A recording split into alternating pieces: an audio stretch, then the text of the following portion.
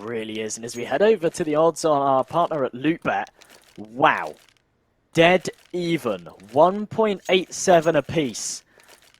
Even they can't split these two. This Vertigo matchup, very, very close. I certainly would have swayed it over towards the LYNGBY Vikings just due to their record on it, but well, they clearly have confidence in Budapest 5, and as they come into this pistol round, they're actually all stacked up over towards mid. The control's going to be given away, and the LYNGBY Vikings take a lot of damage early on. It's a fantastic nade. Deals a fair amount, but as the flash comes through, the Glocks are spamming away. They find themselves the first, but the trades go right back the other way, and it comes down to a 2 versus 2, but the bomb will go down. However, they do have a flanker, so... Oh, nice tap from Rals on site. It's going to be a 1v1. Torzy does have bomb in hand. He's going to rush towards that A site. Might play the bait and switch, but no, he's just going to go for the bomb plant and smoke it off, play the time, hopefully be able to hold Rals off. He does pick up a kit, has a flash, has armor, so he's got time. Full HP still. Just 2 body pops to Torzy or a headshot should be enough. But that was... a pretty big B stack from LYNGBY Vikings to start the round off with. He's actually going for the hole with this kit, and that's not going to be the right move, but oh my goodness, it actually is. His head tucks into the box, and Torzy can't find it. That is really, really unfortunate. That was a ballsy play to go for that stick, and I'm really surprised that paid off for him. That's actually really unfortunate in that scenario. I'm surprised that they've called a timeout this early on, but maybe after that, fair enough. That's just Counter-Strike for you, ladies and gentlemen. Sometimes you go for that defuse and you tuck your head into a box, and I don't know. I don't know what to say about that. That is really a shame. You just need a quick pause to start punching your desk, your teammates screaming at you, calling you a noob, and then you can go back in for the next round. But they are going to pick up 1 AK, 4 Galils, so they're definitely going to try and... I mean, they have the better weaponry over LYNGBY Vikings. I really don't like this economy system. It's literally, oh, we lost the round. Oh, we have about, you know, better buy than you have. Well, it could definitely pay off for them. The issue is there's a huge, huge lack of utility. 3 smokes on these players. They're going to have to save them for the late round. If they throw them too early, they're going to have problems. They expend 1 on ramp, and actually, Corey gets killed off the edge of it. Fleet desperate to try and trade it out, deals some damage, but as he gets eliminated, I think this is probably all said and done within the first 15 seconds of this one. The LYNGBY Vikings, 2 men up. There's only 1 smoke left on this BP5 side. This is a real unfortunate one. They are crossing through mid, though. Typos needs to be careful. Peeks into the Galil, gets his head chopped clean off. There's going to be a push coming through. Birds from the sky. He's going to try to defend from below. And bo3 is the last man standing. He has to clean up that site alone. Bird from the sky is going to fall, but there is the turnaround, and Twinks catches him off guard. bo3 falls. LYNGBY Vikings secure round number 2. Budapest 5. They need to make sure they don't let too many rounds slip away. I think they've had a real issue with closing out matches recently.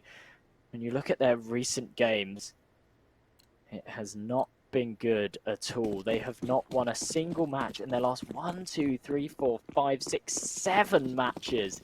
They've come close. They've had a lot of 2-1 series, but they've not been able to close out any of them. Today's the day they want to try and break that curse. With Torzy finding that opening 1 dig.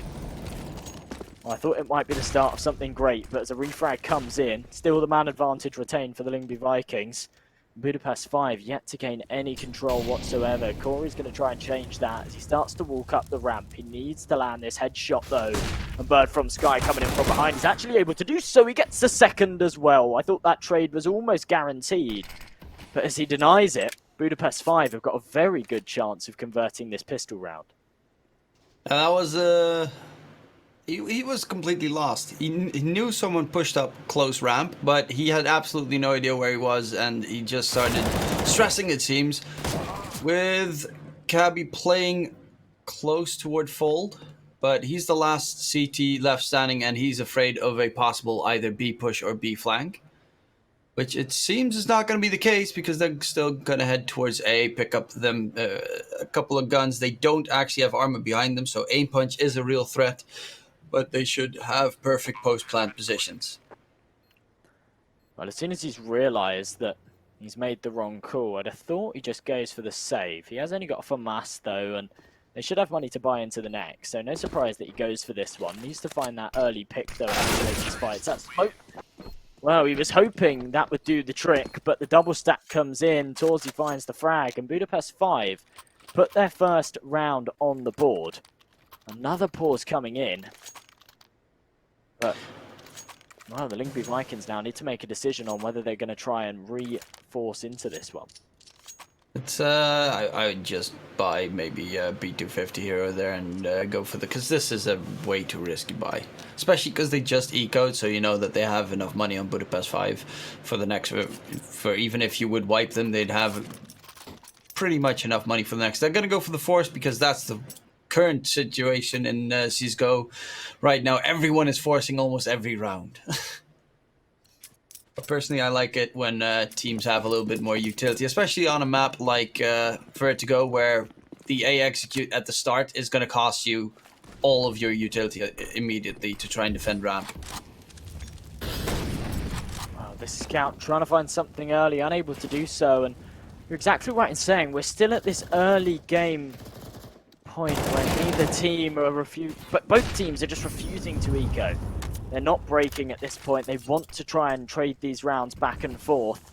And as LYNGBY Vikings find that first pick, it's looking like it might start to sway their way. The issue is that gun's unretrievable and they still have limited firepower to work with. Still just bird from sky on the Deagle. No real utility, an MP9, a scout. And they actually face up against 3 rifles and an AWP. So as Budapest 5 group up and start to head toward B, they should be able to take this site with ease. There's only Cabby here to hold it up. And this is going to be dire if they can find this first pick. Unless this flash goes big and he can find 2 on the entry. Actually works out for him. He's allowed to cross to the site, calling the rotations. But as the nades fly over, he needs to hold this one up or at least stay alive for long enough. He's been spotted out now. He needs to find one. He gets that at least. Spraying away for the second. But actually he stayed alive long enough. The rotations are now in. And an even trade to kick things off. Yeah, that was way too slow of a push coming up from Budapest 5 so far, but for Torsey, he's completely stuck. One pillar will not hold off the 50 bullets flying towards his head. But yeah, Budapest 5, they had decent amounts of utility, but they expected more LYNGBY Vikings players to be on site, most likely. That's why they were so close, so slow and methodical to try and clean it out, but unfortunately it bit them in the end because they were too slow. The moment that they started peeking wide on Budapest 5, they spotted 3 or 4 guns aiming at them, and then it was a spraying gallery. And that's the reason why B site never gets taken. Exactly right. Typos played that situation perfectly. Of course, with that from that lone holder on the site, finds himself 1 kill and then makes sure he just survives. Gives them that 2-man advantage, keeps the pressure applied onto the T side, and allows some rotations to come in. A lot of control here gained from Corey. He's got himself a nice angle to work with, but as Twinks is here with the AWP, if he gets over aggressive, he'll surely be punished for it. Flash comes through, not going to affect Twinks though. Comes off the angle just in time, goes for the repeak. Not going to spot anything for now, but LYNGBY Vikings with 1:05 now on the clock. Still in full control here, and now with a man advantage. Nice smokes thrown out. Twinks is pretty low though in HP, 2 HP, but does have an op, so he pretty much has all he needs. The shotgun in that sense, they're going to wait for all the CTs to group up before they're going to go for the retake. I assume they're going for the retake at least. Yeah, there it comes. The smokes flashes gonna rain through to try and have the T's running in fear. Bodito, first time was good flash, but the running blind deagle headshot coming through. Julio straying through the smoke, will not get the kill just yet. There's gonna be the Glock rush. He's gonna knife people. He still thinks that they're defusing. And with that, they should be able to get the defuse coming through from LYNGBY Vikings. He's thought that he completely whiffed his spray, but they just left the bomb. It was very, very messy towards the end there, but it's the LYNGBY Vikings that come out on top, and Budapest 5 haven't got the money to invest here. The players that have We've got a little bit of an influx of cash. We'll be able to buy some pistols. They're not going to go too far below that $2,000 mark, though, to ensure that they can definitely buy in the next. Torsy's actually going to stay at 3k so that he can invest in that AWP, I can only assume. Try and convert that next buy round. And, well, wow. Twinks opening this one up a very quick shot. That one was nice. Rouse does need to be careful because Fold is literally exactly that. It's just a weak piece of plastic that you can spray right through. Yeah, what is Budapest 5's plan? They had one smoke at the start of the round. I think it was actually on Bodito. And they're just getting cleaned up. Coolio with the deagle. His first kill of the game so far. There's only Bird from Ski on the site left standing. If he does get the kill on him, he might get the bomb planted. But no, Twinks already rotated through, and that is going to be B site defended. LYNGBY Vikings on 5, Budapest 5 on 1. And this is problematic because we did talk about the fact that this is really a map that Budapest 5 need to win. Yeah, this sorry, LYNGBY Vikings need to win. But yeah, Budapest 5, they don't really want to face off in the second map. You know, it's problematic to face up against Budapest 5. Yeah, there we go. Sorry. They know that they should be able to close it out 2-0 if they can take this Vertigo map. So they want to make sure that they can put as many rounds on the board as possible and increase their chances of succeeding in the second half. The issue is they're just really struggling to take any control whatsoever. If you look at that last round, you sort of start to discount it off because you say, oh, okay, it wasn't a proper buy, they just get mowed down, no problem at all. But they invested into that round. They had the pistols, they had the Kevlar, and in that scenario, you're really expecting at least 2 kills, maybe a bomb plant. You're not necessarily expecting to win the round, you're expecting a whole lot more than to just be completely shut down. And right now, this is just terrible, terrible Counter-Strike from BP5. They're playing very, very solo-orientated. Look at this. No trade potential on either of those 2 frags. First one just goes through the smoke, gets killed, no trade can come through. The second does effectively the same, and all of a sudden, 20 seconds expended on the clock. Budapest 5 have already got a 2-man disadvantage, and none of the LYNGBY Viking players are even sticking around to give Budapest 5 any opportunity to try and even out the numbers again. You are completely correct on the fact that they are playing very solo-oriented. They have absolutely barely any utility left. They're going to double peek, but unfortunately Twinks already falls back, takes down Coolio. So a free frag for him. And Budapest 5, well, this is most certainly going to be another last round. Oh, not if it's up to Torsky, though. There is still someone hiding inside the smoke. Peeks out wide, Rowls takes down Bonito, and the last man standing is going to be Torsky. With a Torchy with that off is going to peek into 2, and Cabby shuts him down. That is round number 6. Budapest 5, I mean, they did not have a great win rate on this map. They had 0% win rate, but I did not expect them to get destroyed as heavily. Well, this gives us an opportunity to talk about our partner over at Hellcase. Make sure you use the code displayed on the screen at hellcase.com to get what you deserve. And oh, try out this funky cases on that website. A fantastic site to head over and try out. Now, as we go into round number 8, Budapest 5, they really need to start putting some numbers on the board. They have invested into this one, but it's not a full investment. Just the pistols and Kevlar again. It's Corey to open things up, but as he gets traded out, 4 versus 4 early on, very little control gained. They need to try and get this aggression to come through. The boost comes in on mid, and the trade can come through. Actually, a very late peek there from Coolio. If they peeked together, I think they would have been able to just find that kill and take that man advantage. But instead, he was far too slow to swing to support his teammate, and the best they can do there is get the trade. But yeah, it does put them at a 3 versus 3 situation, which if they get that kill on Browse, Asa is completely clear. He's going to peek into 3 deagles, and that is going to be problematic. Does hold the left mouse button, but it's not going to be enough. He's going to drop, and that means A-site is clear for the time being. They're going to still take their sweet time to clean up the site, but this should be a nice bomb plant. And a very free bomb plant to boot. Well, it should be. Coolio. He has to hold up here. A 2 versus 1. He sprays away. They actually play that perfectly. The LYNGBY Vikings. Look at that. I mean, that's not something you see all too often. It's not the smartest way to play a clutch. But to basically just know exactly where he is, to both jump around the corner. There's absolutely no chance that he can kill both of you at once. And, well, they extend this gap further. Sits 7-1 right now. And Budapest 5. They've gone for another buy round, but just nothing's working for them right now.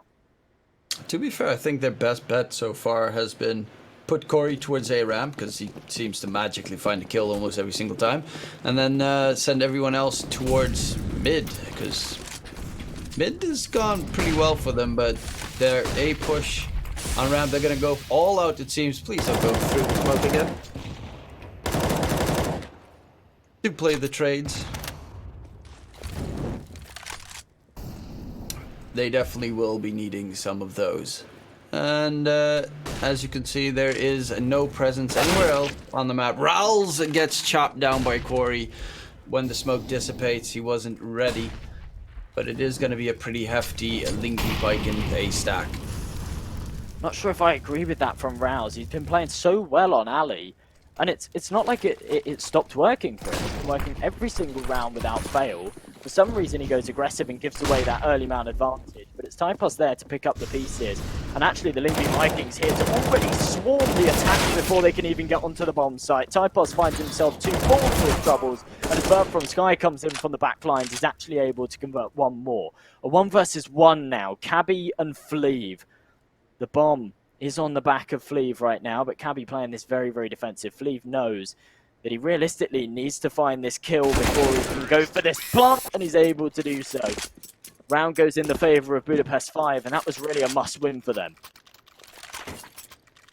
Yeah, and finally, they managed to win a second round, but they need to string these rounds together because it is going to be pretty problematic with the weaponry next round. They do have, both teams have absolutely no money left in the bank. No kits on the side of LYNGBY Vikings. They did take a lot of economic damage in the previous rounds, and it really does show. It really does. This could be a turning point for Budapest 5 now that they can start to put some more rounds on the board. They could still have a decent half. LYNGBY Viking. Well, if they do so, they could seriously run away with this one. Corey finding that first, actually gets the second as well. No trade comes through. And Rouse doesn't want to risk swinging here because he knows that if he falls, the round crumbles beneath them. Oh, but look at this. The full man flank. But they're going to go towards A. They're going to box them in on the A site, even though B is completely clear. Oh, the bomb dropped as well. Rowls, he takes down 2. And now it's all of a sudden from the perfect flank rotation to the worst possible outcome. It's Fleeve 1 versus 2. Can he make it happen? It's going to be pretty tough with the positioning that they have on LYNGBY Vikings. The only plus is they don't know that Fleeve is coming from CT just yet. I don't think they know. He desperately needed to not make that sound cue. Does convert the headshot though. 32 seconds now on the clock. He should have just spotted out Rouse, but I don't think he did. Sees him now though and converts it. What a clutch from Fleeve. Another round tipping in the favour of Budapest 5 down to a very, very close clutch.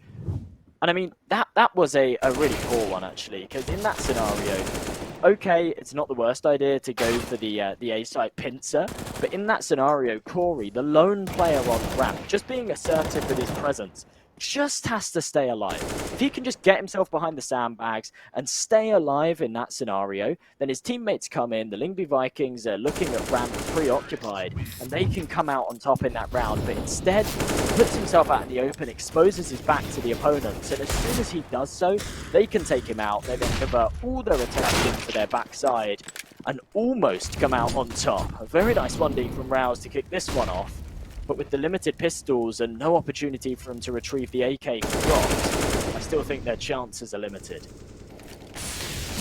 Luckily, Coolio does hold the flank because in a round like this one with pistols against you, you really need to be careful, because Vertigo is a really close-centered map. If you plant the bomb, for instance, on site, they can just spray you down with a deagle through the smoke easily.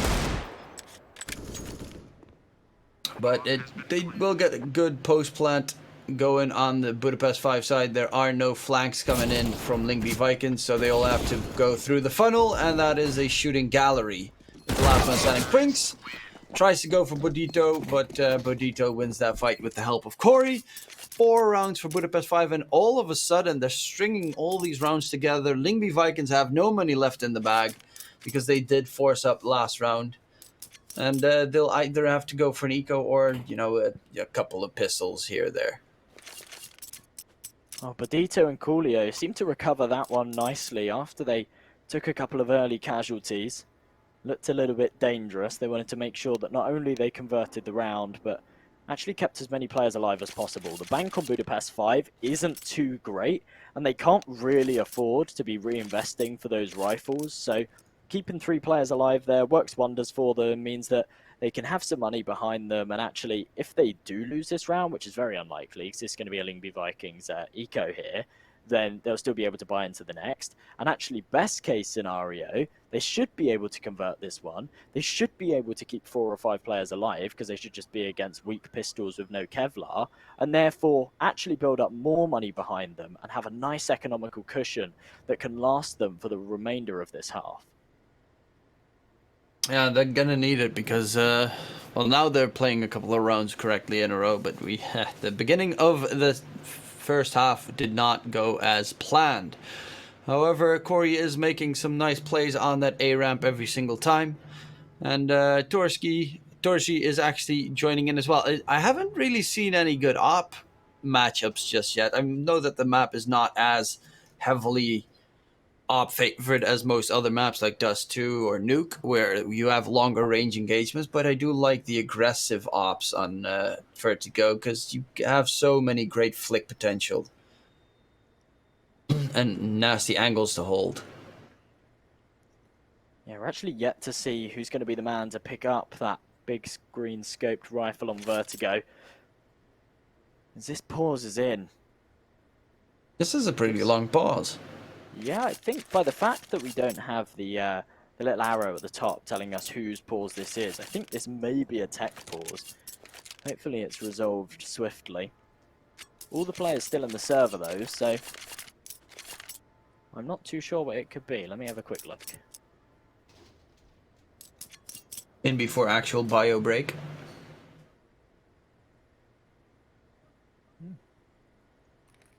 We don't have any info, but I don't think there's been, at least the Multivives matches that I've casted, all of the timeouts have been relatively short.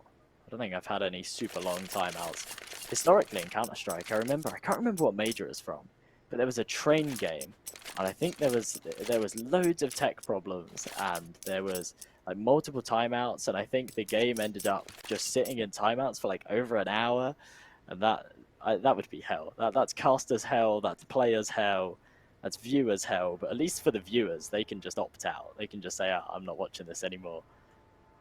In Dota 2, it's actually almost every TO has a rule that you can be DC'd for 15 minutes and then the team has to play 4v5. But yeah, well, in CSGO, of course, it's going to be a little bit different because you literally actually don't have an extra character, and in Dota you could play with your ally's character, but yeah, it just sucks because you can't really, you don't want to wait for like 3.5 hours, but you also don't want to put a team at a disadvantage because of it, because we all know everyone has issues every once in a while. Your mouse dies, or randomly your screen dies as well. You get blue screen of death. Or internet issues, especially with the situation in the world right now. I actually had a game this morning which was really funny. There was, I can't remember who it was, but it was on Overpass, where there was a dude with one guy that had, I think, a deagle in hand, and his ally had an AK. And the round starts, he shanks the guy with the AK by accident, And then because the guy with the AK was lower HP, he dropped his AK to the guy with the deagle. So it was like, wow, super toxic. You stab your own teammate so that he gives you the gun. Oh, that's a high IQ play. But actually, I mean, that's good sportsmanship as a teammate to get accidentally stabbed and say, oh, okay, well, it's for the greater good for me to drop you this rifle. Shows a strong man right there. Yeah, Someone by him way stronger than I would be. Yeah, in that scenario, I'd be like, nah, screw you. Like, I'd shoot him back, I think. Yeah, exactly. I turn around, shoot him in the face. That's why I'll never be pro at anything. This timeout's taking its time, isn't it? Wow. Yeah. I do miss old... I wish that they had, like, an option to just play older maps with, like, the old versions of certain maps. Because old Vertigo was also cool with the boost up the ladder room. Oh, yes, okay. Yeah, I was thinking, like, old Vertigo, and I was like, no. Come on, no. But yeah, when it... Well, actually, that is old Vertigo. That's Or was that in old the first Vertigo. version? Oh, no, I'm not sure about that. But I don't know if sure it's about that. the first, but it's the one where, yeah, I think it was, I don't even know if it was A or B. I don't even know how the sites looked anymore. But I just know that there was that one place where Ts could boost up each other so that they could reach the ladder so they could climb up towards, I think it was A site, which was, or CT spawn or something. I think it was the CT spawn. It was a weird little mechanic. It was very odd. It was one of those ones where there was a squeaky door at the top of it. So if you did so, it would alert the enemies, but it meant that actually as a T, you could get right into what was CT spawn, and actually the A site was right next to it within a matter of seconds, which was on no other map. And I think for that exact reason, really meant that it couldn't be played out in the competitive map pool and in the pro scene, because as soon as you really get that one down to the T, you can maybe throw a HE up the ladder early on, get a boost going in. It's an initial point of contest that the CTs have to defend instantly as soon as the round starts. It was a really, really crazy one. What I'd like to see, instead of like being able to go back and play older versions of maps, it wouldn't be a bad idea to have in maybe like scrimmage mode or something, but it obviously can't happen at a competitive level. What I'd like to see is some of those older maps, the seasons, the what else was there? Fire. What was that one that everybody liked? I can't remember it for me now. I think you can still play it on ESEA. My memory. I know on Faceit I've got, oh crap, well, what was that? There was one map. I randomly have a Faceit score of ever playing a map that I've never seen in my life. I think it was actually Season that I played on Faceit. Like it was available for a week or so. And then I played it, I got completely crushed, and I never played it again. Season was my They're gonna go for a sneaky little 2015. boost. Okay. What does it actually give vision? Oh. That's a sneaky little boost right there. But they're gonna head out towards mid.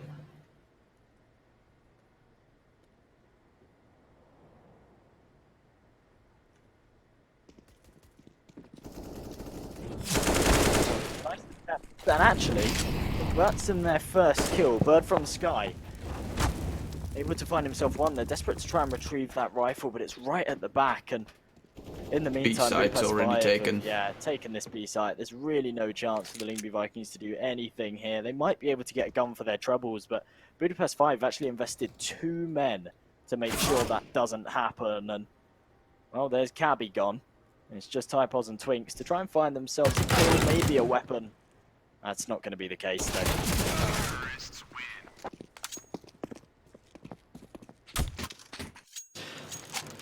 And that is round number 5 in favor of Budapest 5. Well, that is a very good recovery of the T side, which is actually the favored side on this map.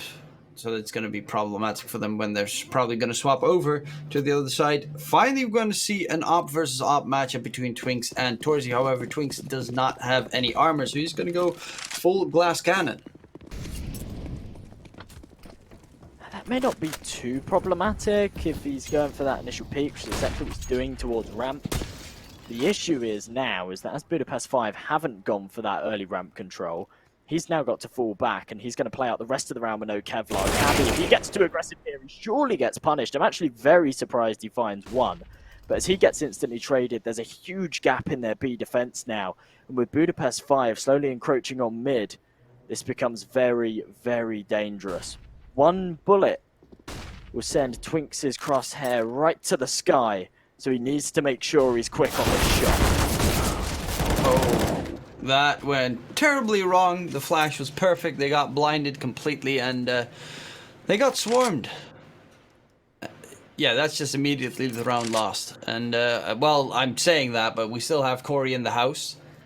He's gonna slow walk towards B site. There is no one actually on B site specifically. Twinks is all the way in the back with the op. But it is gonna be incredibly hard to get anything done. That flash is gonna give away his position. Ooh, found Twinks. Is gonna get the bomb plant. So they'll at least get a nice extra 800 bucks. But he'll just get cleaned up immediately afterwards. I'm actually very surprised the LYNGBY Vikings have allowed him to plant the bomb in that situation. That seems pretty ridiculous. The fact that they still stayed committed on mid, despite the fact that they didn't have the bomb down and it was a 4v1. Either way, that round's gone horribly wrong for Budapest 5. There was actually a team kill in middle there. When that flash came over and they took that 3-on-3 engagement, a team kill came through and then they lost the other two men. So what actually seemed like they maybe got a trade in there, they didn't find themselves anything. And yeah, I mean, that's really not what you want to be seeing. It was all lining up for them. It was a 4 versus 4. There was only one man towards the B site. They were heading into mid. But the stars just didn't align, and now it's 8-5. Budapest 5, they've got the money to buy into this one, but they're eating into the reserve cash. And if they lose this, LYNGBY Vikings should be able to take a 10-5 scoreline. So this is a really important round for BP5 on their T side. You're, by the way, very right on calling that out. I was like counting the amount of kills, and I was looking at the players alive, and I saw there's only one T. How did that happen? Wait.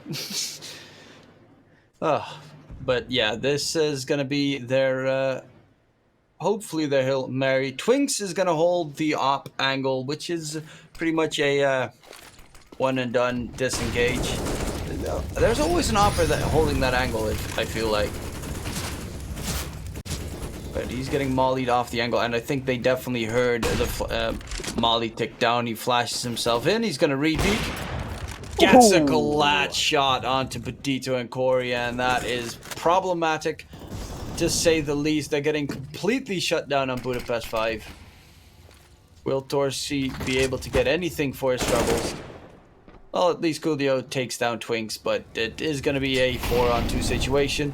The only one that is not there on the A side is actually flanking from behind, and that is Bird from Sky. Questionable repeat from Twinks there, but as you say, that position does tend to be a one and done, unless you have a teammate that's there with a flash that can flash you out and stop you from getting charged down, or maybe a teammate there to swing off of your contact and support you. But I mean, Twinks has just been on fire with this AWP today, and we've seen a few times now where he's played that angle and actually taken that initial pick and got away with his life. Right now, this is becoming very dangerous for the LYNGBY Vikings. They had a 3-man advantage, and they've completely thrown it away. A 2-on-2 now. Budapest 5 have got the bomb down. They've fallen back to ramp and now have the post plants. There's no utility for the CT side to work with. They have to go in dry and win these aim duels, and with Torsi on this AWP, this is going to be so difficult as he lands the first shot. The flash goes over, not going to affect Rouse at all, but the time is of the essence. He needs to find these 2 frags, and it's not going to happen. Somehow Budapest 5 recover it in a must-win round. That was a huge throw from LYNGBY Vikings there to let that one slip, and it all unfortunately comes off of the back of that overzealous peak from Twinks early on. He had such a good round. Oh, that is unfortunate. Yeah, it's, I mean, winning a 5-on-2 where you still have to get on the bomb site, especially with the flanker already coming through. They know exactly where you're at. They know exactly what you're doing, and they still managed to push right through. That is impressive. Bird from Sky is going to try and push through mid, but even if he got the kill on Torsi there, he would have been taken down from the player walking up the ladder. So whatever happened, he would have been shut down at least. Twinks is going to be playing close angles in mid. And Cabby gets sprayed through the wooden board. That is going to look very much like it's going to be a Budapest 7, which is an amazing comeback. Typo's last man standing, and I don't really think that he can do that much. He even gets spotted out by Fleeve. Budapest 5 from what, 7-1 to 8-7? Yeah, that's really incredible. They were 7-1 down. They put it 7-2, and at that point I said this has to be a turning point for them. If they can continue to string together these rounds, they could still have something like an 8-7 half to work with, and that's exactly what they did. What's important now, though, is that they continue to apply this pressure. The Lyngby Vikings, in terms of their previous statistics, they do tend to be stronger on the T side of this map. So, with that round advantage going into the second half, if they can take the pistol round, they're still in a very advantageous position to continue their lead. However, if Budapest 5 level it out 8-8, they continue the pressure that they've applied over the last 7 rounds, I think the Lyngby Vikings are going to start to struggle, even just mentally. When you take a lead like that, you get super confident, and then you just throw it all away. It becomes very, very difficult to come back into, especially when the pressure's on, because you know you have to win this map. Otherwise, you head on to Train, which is a map that you have never won before at a HLTV caliber. Yeah, it's pretty much do or die for Budapest 5. Lyngby Vikings, if they win this, then they're definitely in the driver's seat to win the series, because the next 2 maps are both maps that they are... sorry, the other way around. Lyngby Vikings needs to win this because the next 2 maps are Budapest 5's favorite maps, so they'll definitely be able to take this one. And Lyngby Vikings, they need to try and take this one with some nice brute force on the T side. Luckily enough, it is a reasonably T-sided map. The odds do say so as well. Lyngby Vikings 1.51 versus Budapest 5 2.41. That is mainly because, well, T-side, CT side, and previous score differences between teams on Vertigo.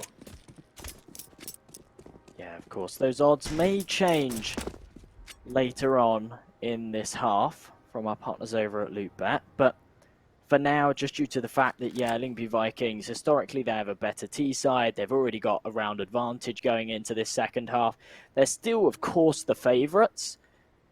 But I think if we'd have taken a look at those odds when they were 7-1 up, they would have been a lot different. Budapest 5 done very, very well here to bring it in to within 1. And now this pistol round playing out very slowly indeed. 1:15 expended on the clock, and very little control actually gained from the Lyngby Vikings. They're just waiting for some kind of aggression, and Budapest 5 just aren't giving it to them.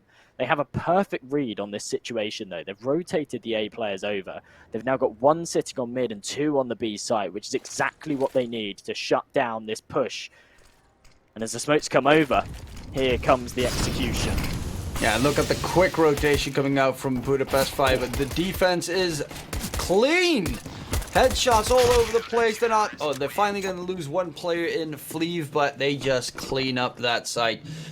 2 men on the site, 2 men holding the mid, and 1 was towards A. So they had, as you said, the perfect read of the situation. And Budapest 5, they tied the score on this map, and they're going to have a very solid chance at taking the lead for the first time. Well, they've done exactly what was needed. Continue to apply the pressure. Add insult to injury on this whole comeback that you pulled off. And continue to steamroll here. Fleeve, that was a questionable decision to swing out in the open and go for that nade. He gets punished by the SMGs, and they are being absolutely steamrolled here. Budapest 5. This was, of course, a buy for them, and they just weren't ready for it. Yeah, the Lyngby Vikings force-up has really caused them problems. A man disadvantage and a B site to retake. I don't fancy their chances here, but they are going to go for it. Flash comes out, but he's going to stay hidden from that flash.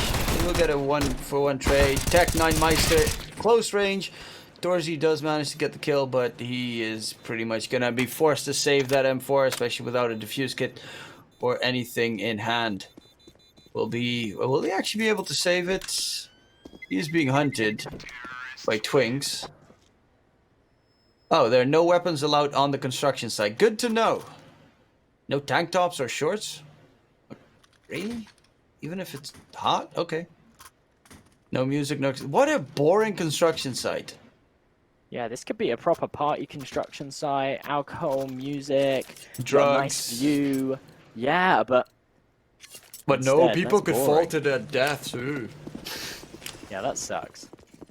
A little bit disappointed there. Tank tops doesn't bother me too much. I'm not much of a tank top man myself, so it doesn't cause me any issues there. I mean, I love a good tank top. Tank top meister. Freakazoid wouldn't be too happy. Yeah, but he's got some guns. He always is carrying guns, so he wouldn't be allowed either way. Ah, yes. Okay, Torsey falls back. LYNGBY Vikings dealing a little bit of damage. Of course, they did force up on Budapest 5. Oh, Bodito gets taken care of. Their only rifle is towards Paul. Is gonna get a double spray down, loses his life afterwards to Typos, but Corey is still in the house. I'm never gonna stop making that comment, by the way. He's managed to retrieve that M4. Somehow actually got shot further down the alley, so he didn't even have to peek to grab it. He could just take it with no issues. The issue that Budapest 5 do have, however, is that they've stacked over towards this B site. The LYNGBY Vikings have started walking over to B and realised it's completely empty. This could be a bit of a false shepherd, because Budapest 5 are actually committing to this wraparound. And if the LYNGBY Vikings aren't careful, they're going to go for this bomb plant, not expect the flank to come through. This could be huge for Budapest 5, or it could all just go horribly wrong as cabbies start to expect it. Oh, that peek out wide, though, that is problematic. They do know where the last two players are coming from, so they can fall back and use their utility to try and hold them off. Coolio just almost dies from molly damage, and that's going to be the save call made.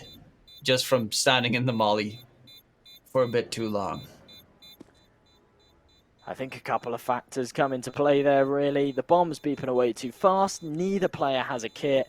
They've got two guys to find. There's so much cover on that B site as well that even if they haven't just run away and they are still playing close on the site, they have so many angles to clear and just not enough time to do so. Much better to just bring those rifles into this next round. Of course, they're not going to be able to buy around them, and if they do, I think it would be rather foolish. But Torsey can drop a pistol or two and see what they can do with this here, because of course Torsey had that M4 saved in the last round, and he did a huge amount of work with it. He gave his team a two-man advantage, brought it into a 2 versus 2 situation that was almost winnable for Budapest 5. So if the rifles can get aggressive here in mid and do the same, it might give them a lifeline to work with. Ooh, but a lot of damage dealt to Coolio. Problem is that his teammates don't have any body armor either, so you can't really drop the M4 to a teammate, because they'll get aim points themselves, and then you can't really get anything done. Unfortunately, sneaky little boost coming out from Budapest 5. Does get checked a lot of the time, though. That exact boost. They went for the other boost. Yeah, at the fold. That might have actually paid off more. But this is all a bait.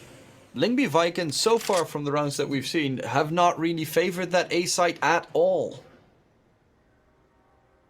I'm very surprised right now that Budapest 5, despite having all of that early info on ramp, they've not just gone for the gamble stack on B, because they saw the utility coming over, which then means that they start to guess whether it may be an A stack, and they're all stacked up on the ramp ready to execute. But that boost clearly shows that that's not the case, and therefore it is a fake. But instead they just leave Bodito alone on the B side, commit all 4 players to A, and this must just be an early save call. These two rifles have to just run away here. There's no point in them running in and dying. That's going to be the case for them. The pistols are going to go in and try their luck, but it doesn't seem like they have a whole lot of it, and Corey's going to cut his losses and start to fall back here. Yeah, Typos wants to make some extra bank so that they have a little cushion for the future rounds. And yeah, Corey, I mean, with the only Deagle in hand, you might as well try and get at least a gun drop, but to no avail. They'll just have to try and stay hidden. They should be able to save these guns, though. There's no real hunt coming out from LYNGBY Vikings. And the next round will be a very solid buy round with 2 M4s dropped and an op available for Torzi. And this will finally be a reasonable buy from Budapest 5. They'll be able to pull out the big guns, a fair amount of utility on them as well. But this is really the first time this half that they've been able to properly contest. Now that seems ridiculous because this is the 5th round of the half, of course, and they did take the pistol, but that's really what happens when you take the pistol round and you lose the second. You then force into the third and lose it, and all of a sudden you find yourself 5 rounds in and only just able to pull out a buy. It means that there's now a 3-round gap between them and their opponents, and this round is a whole lot more important than it would have been otherwise. So, playing in the alley position needs to find this pick. LYNGBY Vikings aggress further. It's Corey to open things up. That's actually a pretty neat little smoke, because if you drop it a little bit next to it, they will be able to jump on top of the sandbags there and peek over. But because they drop it on top of sandbags, the player that's actually at sandbags literally can't see anything. I like these small little things. They're getting aggressive on the CT side, completely cleaning up that ram, not losing a single soul, and their first solid buy round is a massive success. That is a real hefty blow for the LYNGBY Vikings to take there. Of course, they've built up a little bit of momentum. They've strung together a few rounds in a row. They're probably feeling good. And then to actually finally play against the guns and just get completely shut out like that. It's going to be difficult coming into this one. They have got an AWP on Twinks to work with this time, but not enough money left behind them to force into the next if it doesn't work out. Corey trying to get aggressive. Corey does like to be the entry fragger there, even on the T side. Every single time his pure aggression going through, getting good damage onto Twinks. He doesn't know exactly where the shots are coming from and is going to whiff the blind shot.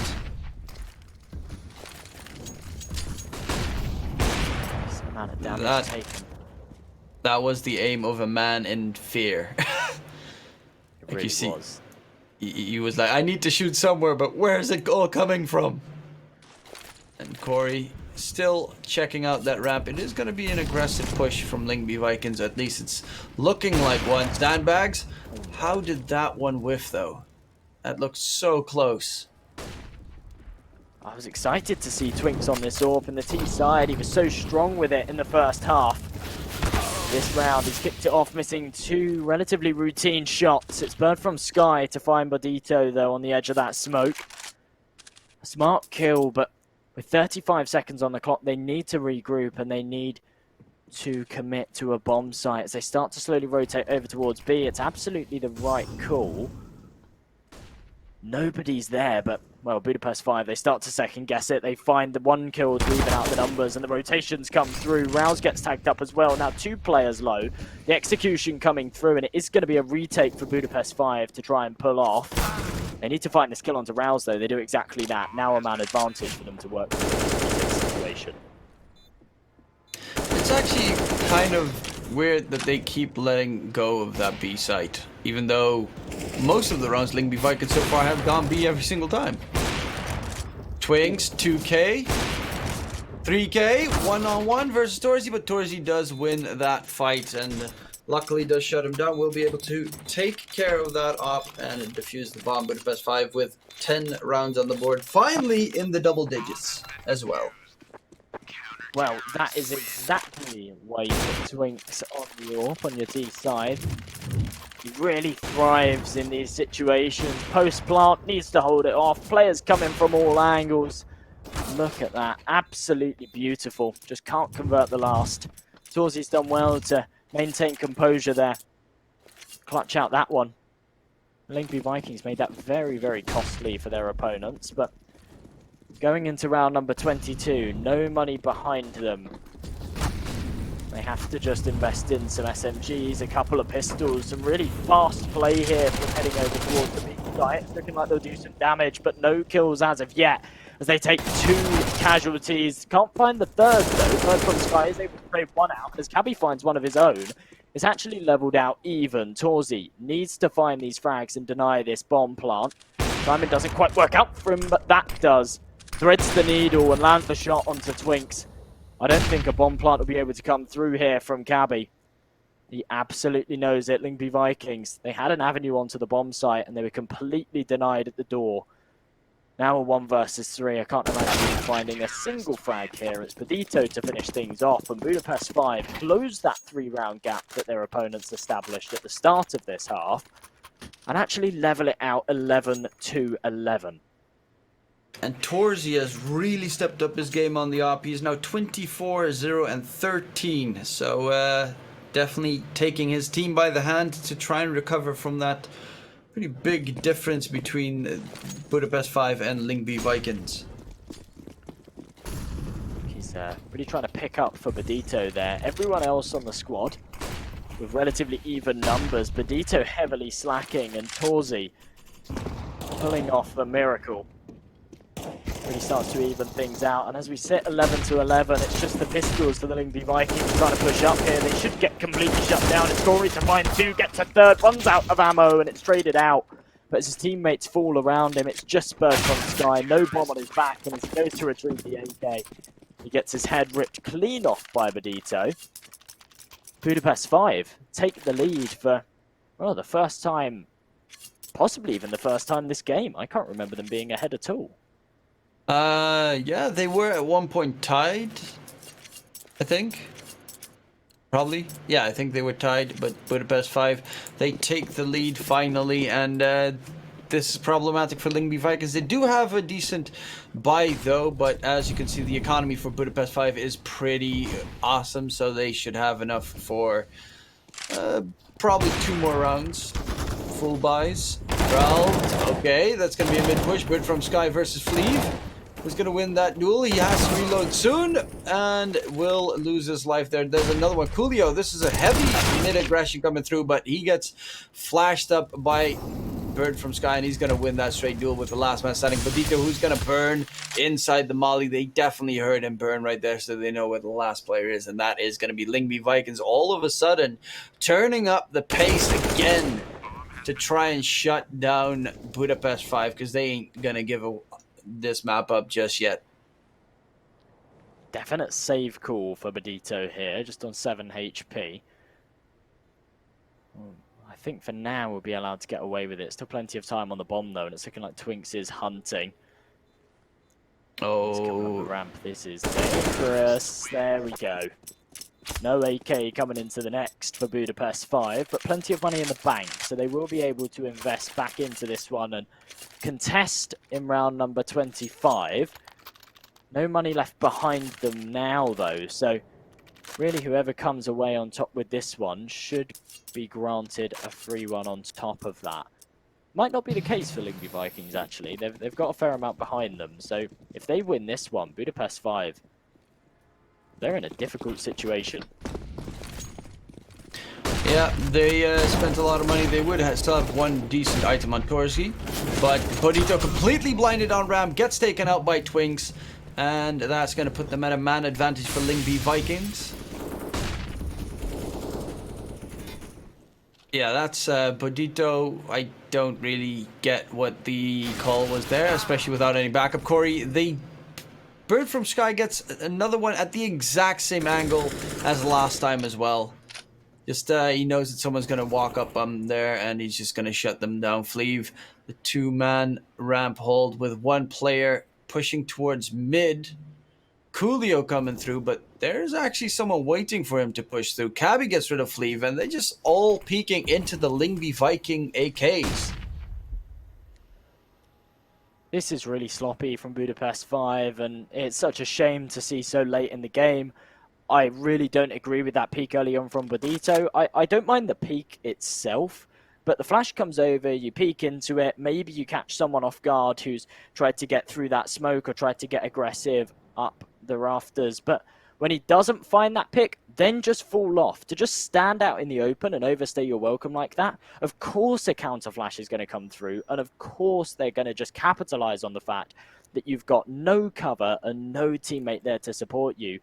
Then as well, Corey on the corner, playing in a position that has been spammed in the past. He's gone for that peak on that corner before, and it's been spammed by exactly the same player. Bird from Sky knows he goes for that peak, spams through the smoke, and finds it time after time. So for him to go for that again is also just very foolish, and it means that they take a two-man disadvantage within the first 20 seconds of the round, and realistically have absolutely no chance of defending either of these sites. And it's looking like Bird from Sky might actually come in from behind and be able to find these rifles that are trying to save.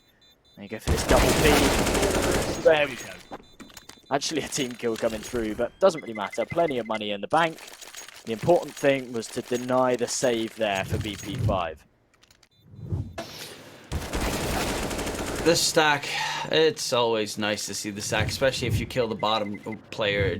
It's an easy kill in the second because during the drop, your accuracy turns into potatoes. Oh, your safety is operated. This job site has suffered 0 injuries. I think That's that a lie. number actually goes up. If you jump off the map, I think that number goes up, which is quite interesting. It's quite a fun little Easter egg on Vertigo. Ah, okay. Go, Corey. Suicide. I want to see. Show us how it's done. Oh, wall banged through the fold, and yeah, this is probably going to be a LYNGBY Vikings round, 14-12. They might get a good flank in from behind, though, as you can see the aggressive positioning, but it is, now Fleave's going to head towards A, where the CTs are trying to defend it. But yeah, USPs, 1 CZ, 1 Deagle. The Deagle does have a little bit of armor, but Torzi has enough for an op for next round. Coolio is still flanking in through, though.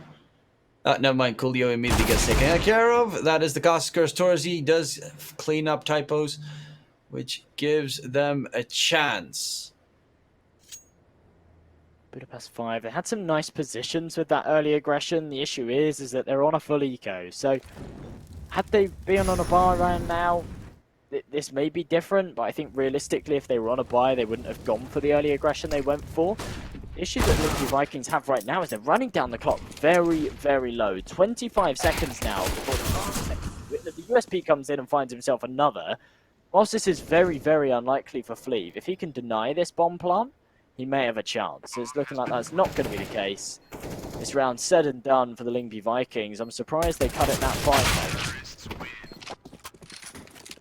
LYNGBY Vikings 2 away from map number 1, and they definitely will need map number 1 because we have discussed it multiple times.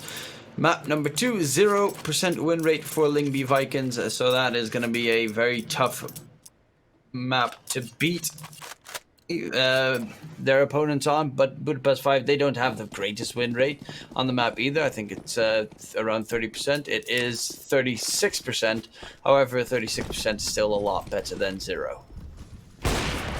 It really is. I mean, that 36% is against some pretty strong teams as well, so it shows that it's not their worst map, especially...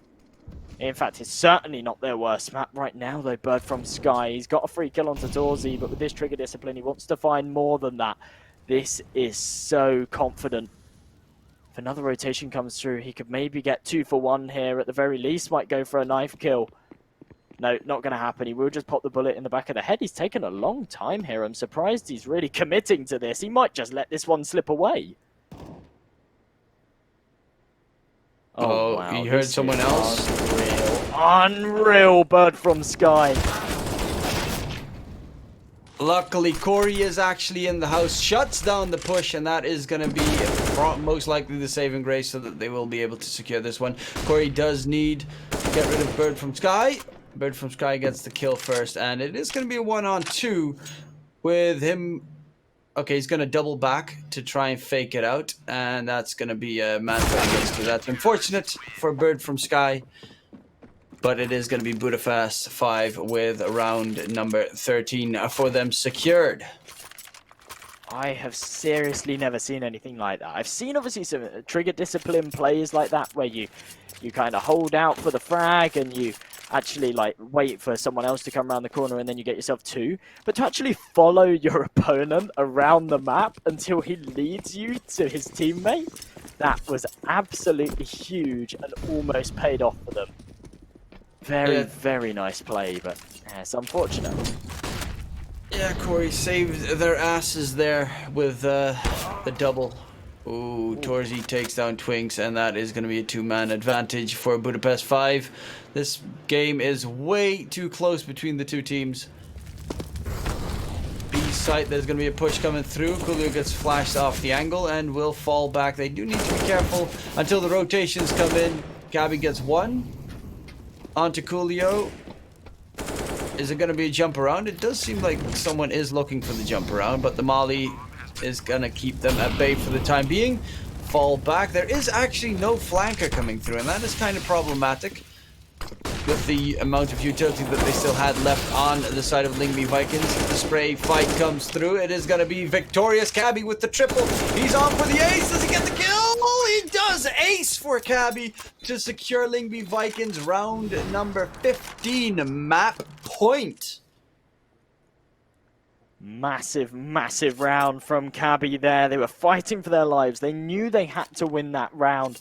Otherwise, they'd have no money left behind them. And Budapest 5 could put themselves on to match point. They were balls to the wall. And Cabby keeps his composure and comes out on top. And here's that play again from Bird from the Sky. So, so smart. You don't get to see the 30 seconds prior.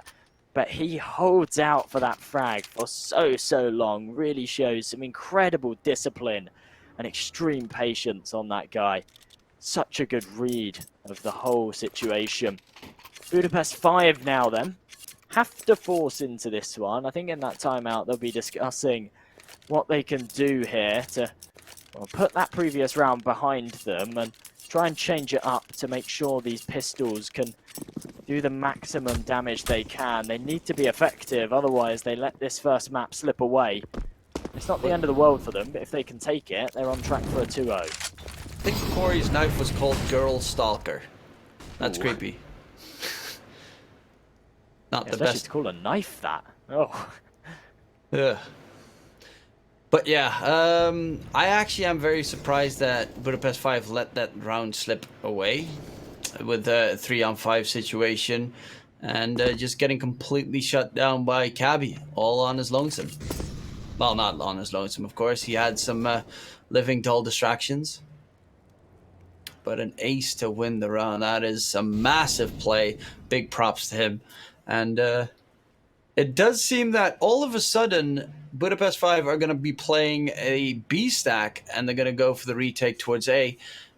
And that should be a very easy A take for LYNGBY Vikings.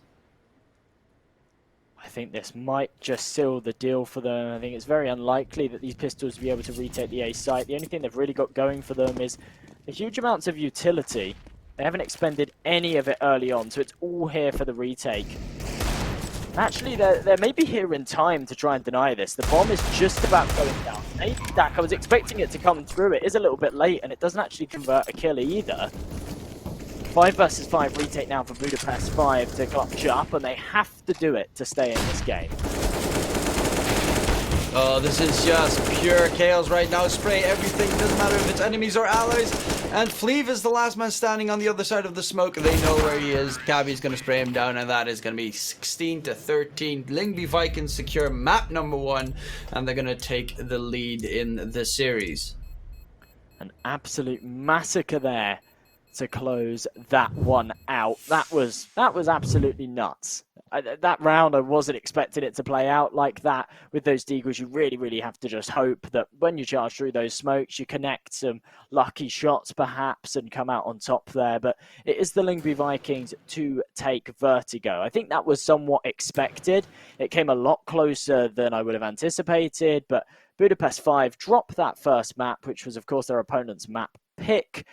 A stellar performance from Torzy there. When you look at that head-to-head, he really tried to take his team over the edge, but his strong performance just wasn't quite enough. We will be heading over to Train next, which should be an easy pickup for Budapest 5.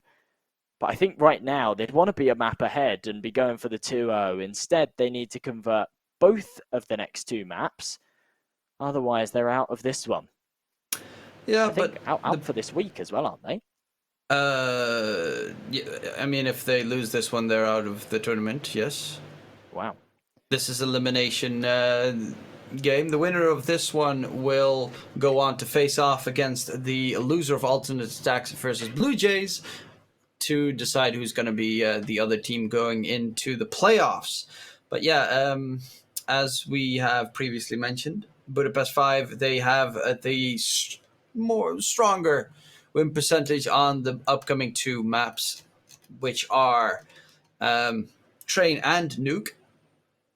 Both, well, on Train, they're just not as bad as LYNGBY Vikings is more it. And on Nuke, they actually are really good. They've had some massive performances against some really solid teams. I mean, they have a 78% win rate, which is kind of confusing to me why that one doesn't get banned out. If that is by far their, I mean, they beat teams like Honoris, Illuminar, and LDLC on the map. It's, yeah, they had some amazing performances there, and it's going to be tough if this is going to go to a map 3. Well, my fear here for Budapest 5 is when they were, of course, the same roster, but under Salamander, they were playing in the Home Sweet Home Cups and Blast Rising. They were having a lot of success on Train. And that's where their map wins come through. They won matches against Ago, Tricked, Ambush, Sprout, which are really, really strong teams. So actually to convert those is insane. The issue that I have for them now, though, is the last 9 times they've played Train, they have only won it once. Now, these games have come relatively close, actually several of them going to overtime, but I think that shows clear signs that they struggled to close it out towards the end, and actually Train might not be a map that they're as comfortable on as the stats may show. Now, of course, it is a CT-sided map, but when you look at the distribution of 1 rounds, they just can't seem to take anything on their T side. A 40% T side win rate, which is incredibly low. They have to make sure that they kick it off with a good CT start if they want a chance of taking this one, because even though the LYNGBY Vikings are 0-7 on Train right now, losing the last 9 is pretty much the same, yeah? Just because you were good on the map a month and a half ago, maybe 2 months ago, if you've lost it the last 9 times you've played it, you're pretty much in the same boat as the LYNGBY Vikings at that point. Yep, and that is why it's going to be a blast to watch, because it's not a match of who's better on the map, it's a match of which team is worse on the map, because both of them, this would be, in my eyes, a map you'd ban almost every single time. Or LYNGBY Vikings. Well, Budapest 5, they were better, as you said, a while back. But they also need to make something happen because it's not looking too well. And with that, we're going to head over to the commercials. We'll see you guys after the break for map number 2. Don't you go anywhere. See you then.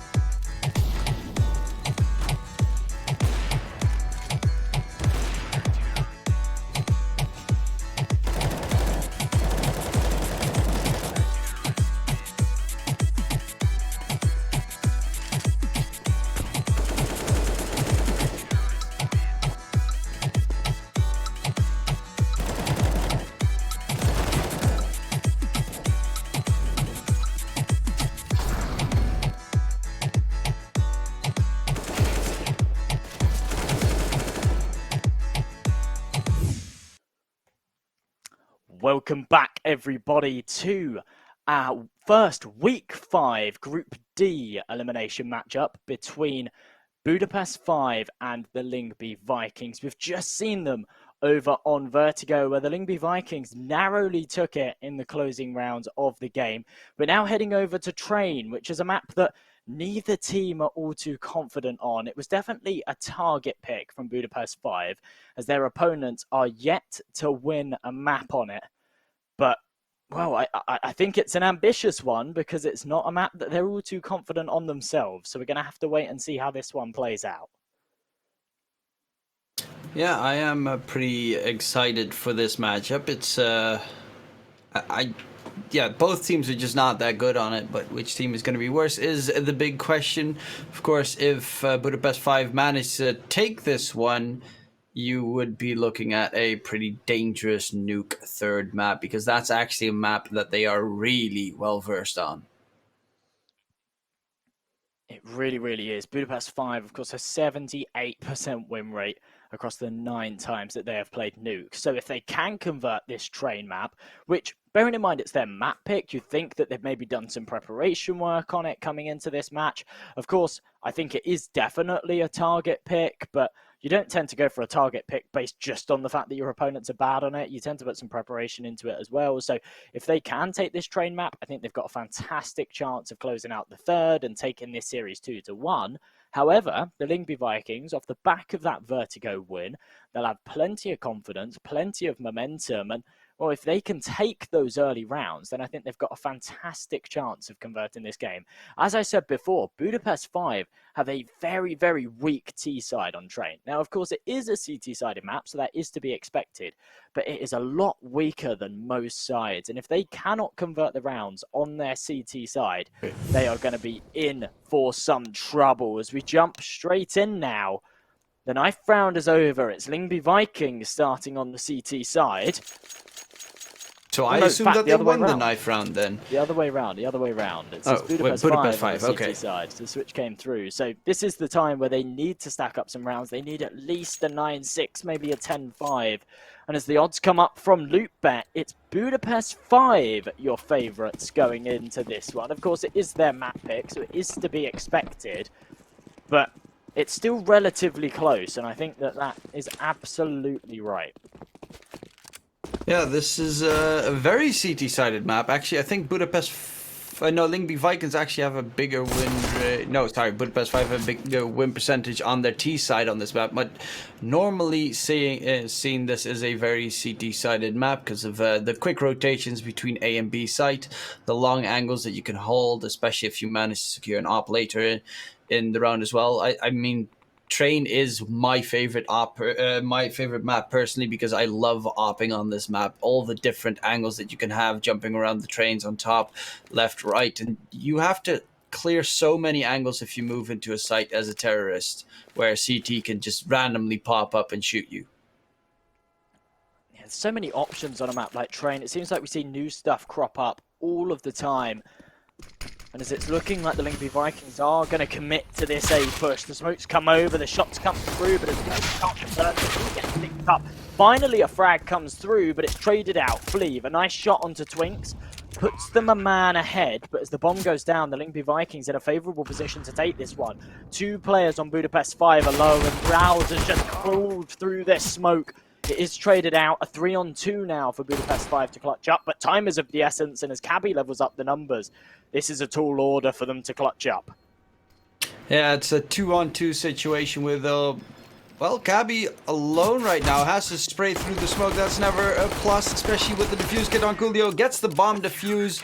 Sneaky beaky style Budapest 5 secure the first round of the map. Cabby with the 3K, I mean, that brings me back to last map with his beautiful ace, but it is unfortunately not going to be enough.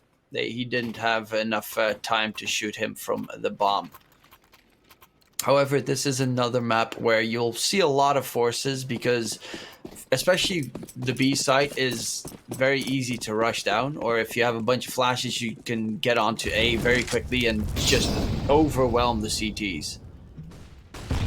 Well, a 4-man stack, fairly standard stuff from Budapest 5. early nade damage being dealt as well, but a fantastic shot from Cabby, and as Twinks chimes in as well, they've actually taken a two-man advantage. Rouse finds his own as they swarm this A bomb site. They still have Bodito to take care of, and he's making matters worse. A lot of damage dealt on the LYNGBY Vikings side, but wow, as they've got this man advantage, the bomb's going to be able to go down. Coolio and Bodito need to maintain composure here, make sure they're clearing all their angles and convert these frags. Cabby with this deagle shouldn't be able to find himself anything. Coolio levels out the numbers. A 2 versus 2 now. Twinks needs to go huge with this AK. They've got a good crossfire set up. As the bomb is down, the smokes go up though. That's going to isolate these fights. Twinks needs to go big here, and as he crawls up the ladder, he is going to be spotted out by Bodito. It's all on Rouse, and the Molotov makes it impossible. The defuse comes through again, and the rounds actually play out exactly the same. Budapest 5, instead of going for the frags, they get the smoke on the bomb. They get the player with the kit, which both times has been Coolio to just commit to the defuse. And in those 2 versus 2 scenarios, they seem to come out on top. It's a bizarre strat, but it's working out for them. So, well, if it isn't broken, then don't fix it. Yeah, and immediately, because of course they get another bomb plant in, they did so much economic damage, they force up again on the side of LYNGBY Vikings. They know that if they win a round, they completely shut down Budapest 5. They actually have a better advantage in weaponry, but Corey holds the line again.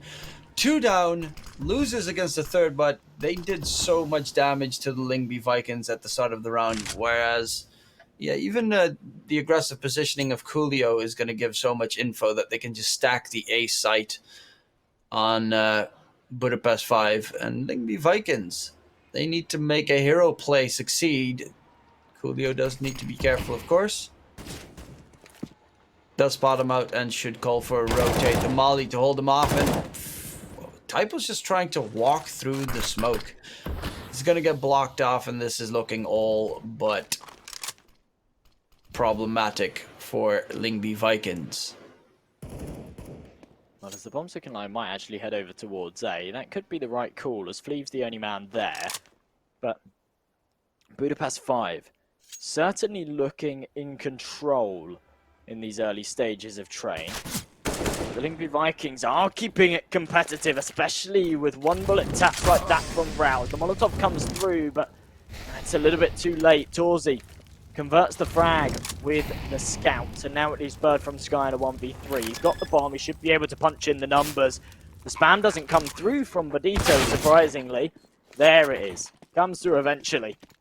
That is going to be the round for Budapest 5. Keeping 3 players alive. They should be able to retrieve an AK as well. It's Coolio to pick it up. Torzi finds a Galil. It's a pretty nice round from Budapest 5. They come away from this with quite a lot. And this is surely now the eco for the LYNGBY Vikings. They did get the bomb down, and they actually have enough money to invest into this one, which is insane. But I think it would be foolish to do so. Nope, they're doing it. Okay, all right. I mean, they can pull out a decent buy here. Right? I'm not massively opposed to it. But most importantly, so far, the only one that has not died yet is Coolio, and he's got all 3 bomb defuses to his name. So they'll just keep him doing the exact same thing. Get those nice extra score points. The defuse, jump forward. Cabby's gonna get chucked down by Bodito, and a failed hell rush. Wow. You know you're a really coordinated team when you've all got plenty of money and you're actually only buying 2 kits. They know that they can keep those players alive, and they can make sure that they relay the information of where those defuse kits are. They only need 2 on cycle, unless they've got the cash. They don't need any more than that. That was a very, very messy engagement. Somehow Bodito comes out on top. Smoke comes in, the A main control gained for Budapest 5, and with that 2-man advantage and Rouse sitting on 16 HP, I think their chances are very slim of converting this one. Options are limited, they have to head over towards the B site, but they're being denied at the door. Torzi completely shutting this one down, and Rouse last alive, a 1 versus 5, only a Galil on his back as well, so not really a huge amount for him to save here, but if he walks down this ramp, he basically signs his death warrant. Oh, swapping towards the AK. Wait, that was weird. Dropping the AKs, from Galil so that he can pick up the AK, then picks up the Galil so that he swaps it out anyway. But still loses his life. In the end, LYNGBY Vikings, a small buy probably coming through because they can't really go for the full AK buy anyway. And they now have a decent cushion on Budapest 5. So even if you would wipe them, they'd have a full buy next round. And you would probably be still in a very weak buy yourself. Well, a positive take on this one is that they've got a huge loss bonus early on. Not something that you see all too often. It tends to be later in the half that a team starts to establish a full loss bonus. But as we go into round number 5, LYNGBY Vikings have actually got the cash behind them to be able to invest some pistols and Kevlar into this round and still have money to buy into the next. It's nice to see, though, that Budapest 5 have finally broken their opponents down to this kind of buy. And the LYNGBY Vikings are actually going to stop trying their luck with the Galils, instead save the cash and have a stab at it next round with the proper rifles and an AWP behind. Well, I can only presume Twinks actually buys up an AWP. He's got the most money on that side, and I think that's what he's saving for with that Glock. So that'll be interesting to see how that one plays out, especially on train here. But this round, they shouldn't have a lot of chance to get in here. They're headed over towards B. They might be able to take a bomb plant. I think that's really their aim here. If they get a bomb plant, they get everything that they need in the buy round, pretty much. The extra $800 is always much welcomed. Coolio gets himself a quick double, and they're gonna hold it completely down. And no one lost, no bomb plant coming through, and the 2 men on site will shut down LYNGBY Vikings. Pretty horrendous. An absolute massacre there from Budapest 5. That huge investment from the LYNGBY Vikings, even though it was just pistols, they did buy Tech 9s, they bought some Kevlar, they bought a lot of utility, and with all of it, they only dealt 20 points of damage. So, going into round number 6, they've lost 5 early on, and they can finally pull out a proper buy. And AWP on Twinks, AKs on the rest, utility all round, and Twinks actually going for an early drop over towards Pop Dog. That is a really, really ambitious play. Luckily for him, no one's there waiting. It's a bizarre one. I assume that if they lose this round on Budapest 5, that they're going to be picking up the op themselves for Torsi. Because as mentioned, it is a really good op map with a very long range engagements all over the place. Coolio still hasn't died. Wow. Molly a little bit late, and that's the caster's curse right there. Coolio gets taken out. Luckily, Torsi is there to trade the frags, holding that B defense alone. Typo's all the way flanked through behind them. However, they kind of do have the CT sandwiched in. They know where Typos is, and as you can see, Corey is right next to Typos inside the smoke. Ooh. Sky pushes through, but did not expect another one to be on site, and Fleas does clean him up. 6 rounds for Budapest 5, and this is looking, yeah, like this is just terrible for LYNGBY Vikings. Yeah, this is looking really, really rough. Budapest 5, they now actually go for that double AWP setup. Now, you'd expect it to come in a little bit earlier. In fact, you'd expect it to come in last round when LYNGBY Vikings pulled out their first buy.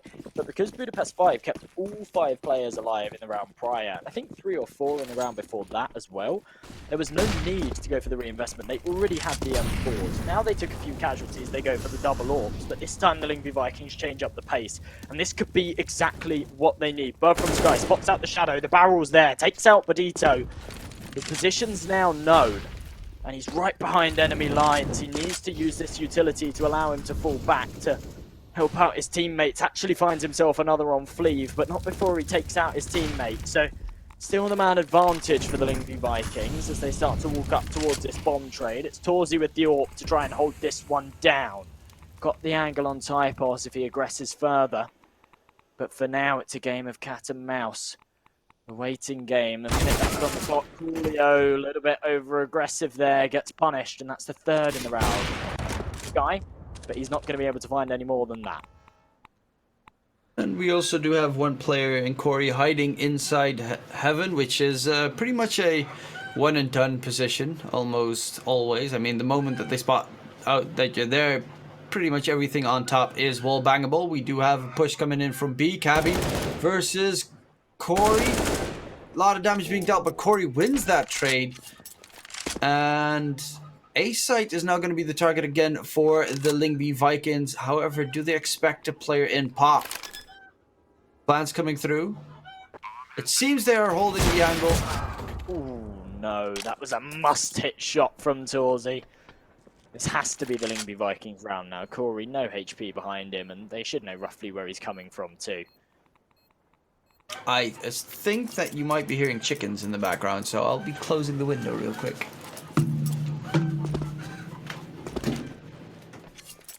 They are going nuts. And this is not Inferno. Yeah, I Or actually my my favorite map second question if it was coming from the game. I'm not gonna lie, they sound very much like Counter-Strike chickens. You've raised them well. No, they're my neighbor's chickens. Ah, okay. But yeah, I miss Cobblestone so much. I mean, I talk about it all the time, but Cobblestone was by far my favorite map. And they took it away from me. Don't forget to check out our sponsor, Hellcase, for all the groovy cases out there, especially for a person from the Netherlands, myself. We are not allowed to open cases in Steam itself, so we're not allowed to open Dota or CSGO cases. Well, actually, Dota we are, CSGO we're not, which is pretty problematic because they've got a lot of cases, but I can never open them. Massive shame. Make sure you use the code that was on screen, Malta V15, for a bonus on your deposit. It's the aggression. Look at the aggression. Oh, look at this. Wow. Charging through the round to try and find the first engagement, but Corey shuts it down. Finds himself two. This is an absolute blowout for the LYNGBY Vikings. They're already a man down. The bomb out in the open as well. How are they going to retrieve this one?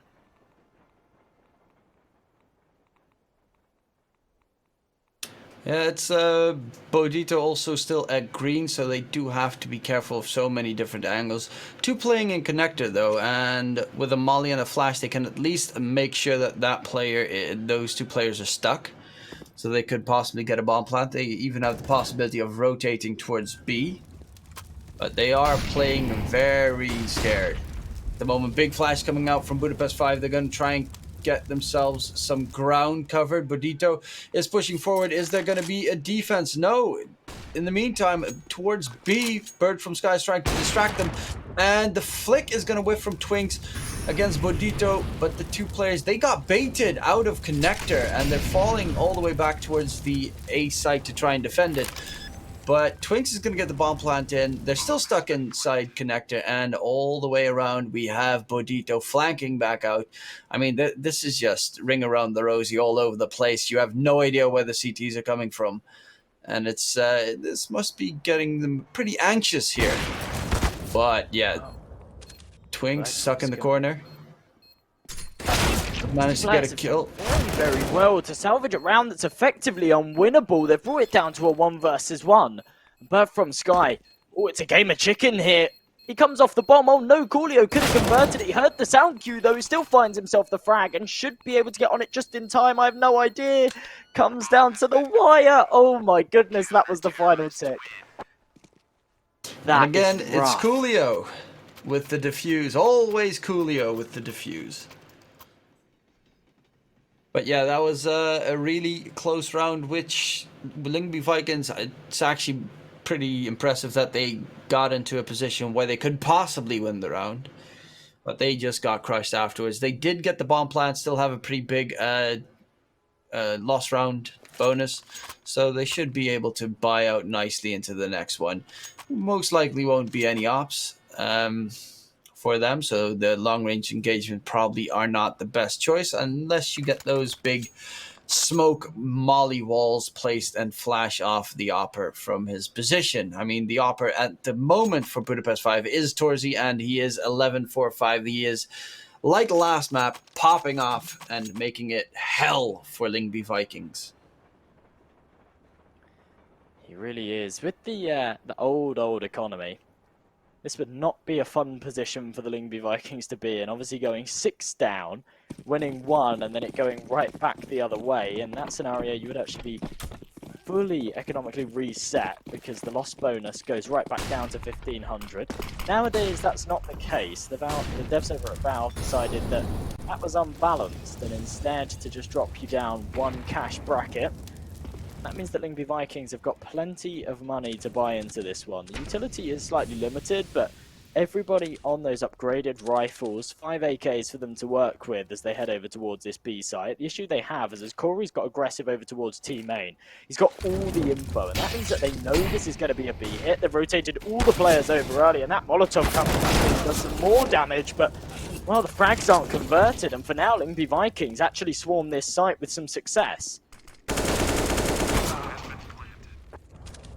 Torzy still does manage to win that trade, and it's going to be a 3-on-3, 2-on-2 situation. Everyone is wounded currently. It's still going to be a pretty tough retake, especially with the positioning coming out from Rowls and being able to flank from behind. Will they expect him to be there? It does seem that they do. Swing around, bo3 secures a kill. Twinks is trying to hold off the peak, does not go for the blind spray, and it is going to be bo3 shutting him down, defuse coming through, and another round win for Budapest 5. Definitely think that they could have played the bomb a little bit better there. Yeah, they really could have. That scenario, they had that man advantage. They had the control as well. And he just threw it all away. And well, you get into this vicious cycle of when you're losing these rounds, you have enough cash behind you that you can just continue to force up. But it means that you don't have a lot of that offensive utility. Not a single HE sitting on the LYNGBY Vikings side. A couple of Molotovs, but actually the utility is fairly scarce and no AWP available. They just continue to rinse these same aggressive plays with these AKs, and they're just getting completely shut down. It's bo3 to open it up with 2 quick frags, and the LYNGBY Vikings are falling like flies. They can't find anything in these rounds. This has got to be really, really demoralizing, especially after such a successful Vertigo map. To get crushed like this and know that if you can't convert this one, you're heading over to Nuke, which is your opponent's best map. This is not a fun position to be in. And while Cabby is all on his lonesome, 1 versus 4. Needs to go for the ace clutch to win it. He has done it earlier today as well, but it's not going to pay off this time. 9-1, and this is just... I don't even know what they can do on LYNGBY Vikings. They're getting beaten in every position. Typus is still on 1 kill. And that's just problematic, to say the least. Yeah, I cannot read Russian, so I have literally no idea what that says. Neither do I. It's fun to follow the signs, but I think there's a sign. I think they've actually taken it out now, but obviously when they fixed that bug, they had the no treading on the bird sign. That was always a fun one. That was such a cool bug. I mean, obviously they have to be taken out because then the game becomes horribly unbalanced and the map can't be played at a pro level, but that was a really fun exploit that you could use. Meant that you could dance around on the roofs. Oh. Nice little telephone there. But yeah, I mean, those are the small little things. One of my favorite things is on Inferno, where you've got like that little game that you can play. I can't think of the English name for it. You know, with names for tic-tac-toe, noughts and crosses, yeah. But so far, we do have a 3 versus 3 going on with the CT push, putting Corey completely alone on the B site. Will not win the fight against Reels, but it is going to be Twinks alone, has the AUG in hand, is going to plant it very aggressively. And we'll get the full plant in, but it is going to be a 2 versus 1 situation, and bo3 is not going to lose that fight, especially not because Twinks, I don't think he had armor, because that looked like a lot of aim punch came through. Yeah, it wasn't something I initially picked up on, but that might just be the case. They weren't obviously on a completely full investment. It now means that they can pull out an AWP in this one, which is something that I've wanted to see for quite a while from them now. I think they will pop one over towards Twinks. Corey in that round did fantastically to respond to the aggression from through CT and actually spin around and find that frag. Obviously second guessed where his teammate was coming from, but either way does what was needed, allows them to get onto double digits, and this is where LYNGBY Vikings need to start putting up some numbers, but they don't just need to start putting up rounds, they need to start putting up the kills as well. These rounds that they're losing, they're actually struggling to find the frags. Typos is sitting on a mere 1 kill right now, and that is causing a lot of problems for their side. Budapest 5, at this rate, they could easily take this sort of 13-2, 14-1 right now. The LYNGBY Vikings just aren't showing us anything at all. This is a very, very dangerous situation to be in. They have to turn this around. They have to take the 10-5 half, or they might as well just look ahead to nuke and start to try and prepare themselves and mentally reset for it. Oh, nice take on Corey, though. And does give away that they're two in the pop dog position, and bo3 is just ready to clean them both up. Well, that was the nice, you know, at least he got the info for his death earlier, but this is looking problematic. Rouse is just holding an angle with Typos doing the exact same, hoping that these CTs will walk into his crosshair. I think that's very unlikely at this point. He's got 4 to find. The flash comes over, and actually, that's a very, very nice flash from Rouse.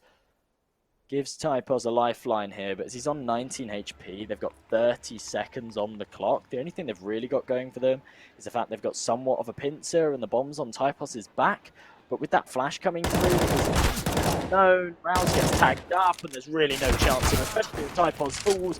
Rouse can get himself 1 back, but time is of the essence. The bomb's out in the open. He has to cut his losses and accept his fate here, and instead he charges in and goes for it. But there's going to be the denial of the plant from Coolio. He doesn't want to defuse it this round, and that's going to be 11-1. Just waiting. The waiting game normally wins it out in the end. Patience is absolutely a virtue. They are playing very, very well right now, Budapest 5, especially in those scenarios. It's very, very easy to get overconfident in a 4 versus 2 and actually take aggressive peaks, try and end the round a little sooner, get punished for it. Instead, they wait it out, they come out on top, and now in round number 13, they're sitting 11-1. They've got a double AWP setup, an early damage onto Bird from Sky, almost the early frag, which would have been massive. And actually, the LYNGBY Vikings are able to come out on top. They capitalize on the aggression, and Corey, realistically there, as soon as he made his position known, he just had to fall away before he got bombarded. And it's Fleeve to try and pick up the pieces and level out the numbers here with this AWP. Should be good for 1, gets away with it as well. 4 versus 4 now for Budapest 5 to work with as they look to put their 12th on the board. Yeah, it is going to be a 4v4 as mentioned. It's the problem for LYNGBY Vikings at the moment is they only have 3 flashes left in their arsenal, whereas you really need a smoke or 2 on this map because there are so many long angles that you can't check every angle, especially if you're going to go. In this case, we do have a push already from Bird from Sky on the B site, really close. He's pretty much on site right now, walking past Coolio. And it's neck on neck between these two. He's going to walk behind, might get himself a catch onto Fleeve as well. Oh. Wait, he spotted. Oh, his teammates walk into the blender as well. That is rough. I thought he spotted out Coolio. I did too. Clearly not. And oh, they're going to be punished for it. He's still alive, and actually Twix's position is fantastic. He'll be able to find 1. Bird from Sky can convert it at the end. That was looking dangerous, but they put their second on the board. That's the second time we've seen that from Bird from Sky today. He's not afraid to play those positions and wait out the time instead of just going for that initial frag. And, well, a lot of the time it works out very, very well for you. A timeout coming in from Budapest 5 now. I think they've really been waiting to call this timeout for a while now, just sort of waiting to drop a round, and then they can call a timeout, discuss why they ended up dropping that round and what they can do to try and counter it, because realistically, the LYNGBY Vikings have had like 10 attempts to try and get into a bomb site and nothing's been working. So now that something has worked for them, it's very, very likely that they will either go for the same thing, or if they don't go for the same thing, they'll try and stick with a similar dynamic, whether it be the same kind of pace, whether it be the same kind of utility usage. It's very likely that they'll try and go for that kind of play again, and Budapest 5 need to work out what they're going to invest into this round, and it is just going to be the pistols, and how they're going to deal with it. Yeah, it is an interesting choice that they're going to go for the pistols, but it does make a decent amount of sense, especially because you just want to win the last round of the half. 12-3, that is a nice scoreline to win the half with. I mean, yeah, I definitely go for that. But look at the aggression from torzsi. They are holding the angle, though, so if he's going to peek in, he's probably going to get annihilated. Ooh. Never mind! torzsi with the 1D onto Typos will lose his life thanks to the Opera also holding the angle, but he still wins that duel. A very nice shot to hit, and every single kill that they find is a reinvestment that has to come through for the LYNGBY Vikings. They no longer have that loss bonus as well, so actually losing a weapon means that if they do somehow end up losing this round, they'll have very little to work with in the last, and even if they win it, it's still going to be very, very expensive for Typos to buy up again. So damage is really, really good here for Budapest 5 if they can find it. For now, 34 seconds on the clock, and the LYNGBY Vikings are only just starting to group up and head over towards a bomb site. The gamble rotate goes over towards B, and, well, that's the wrong call for Budapest 5. Yeah, LYNGBY Vikings should be able to secure this site pretty easily, unless Fleeve comes in with a massive one tap against Ralds. Does not win the tap fight. And it is... I mean, try and save yourself, your teammates, maybe in AK, so you can get one more piece of utility would be nice. Coolio, nice D kill coming through. If you manage to secure the dropped op, that would be actually massive. If you can kill off Twinks, make sure that they have to reinvest into an op, cost them pretty much their entire utility kit for him as well. Oh, Coolio. He'll actually be able to get an AK here as well. No one's there to trade that out, but Dito might be able to find another. That's a 1D onto Cabby. 2 AKs saved for Budapest 5, and well, they're stripped out of their hands of their opponents. They're going to struggle to reinvest here. Luckily, it's the last round of the half, and Twinks has got enough money to drop 2 AKs, but well, they certainly made that very, very expensive. You're absolutely right. If they'd have taken that AWP, that would have been huge. Instead, they bring 2 AKs into the last round of the half as they look to go 12-3. Either way, this is a fantastic half for them. They just need to make sure that they can convert the rounds in the T side and actually tip this one over the edge. They've got 2 AKs to work with now. The one-hit headshot potential on the CT side as well can be lethal. Coolio spots out the first. The smoke or Molotov will come through. It is going to be the smoke, and the first kill going in favour of BP5. Actually, a second as well. This is not good for LYNGBY Vikings. Heard from Skylight to play very aggressively and try to flank, and he again tried to push down B ramp. Not successfully, like the previous time. And Cabby at the moment does need to be careful because on top of green, Fleeve could pop his head if he peeks out wide. Flash is coming through. LYNGBY Vikings. Yeah, they will lose Cabby towards Electric. And now it's Typos jumping in super aggressively. Would never expect to play that close. But luckily, Twinks does shut down Fleeve. But it's Typos all on his lonesome. He only has 3 frags to his name. So it was not really surprising that he just get taken down without a fight. 12-3 scoreline for Budapest 5. They've done exactly what I said was needed. They needed to convert those rounds on their CT side.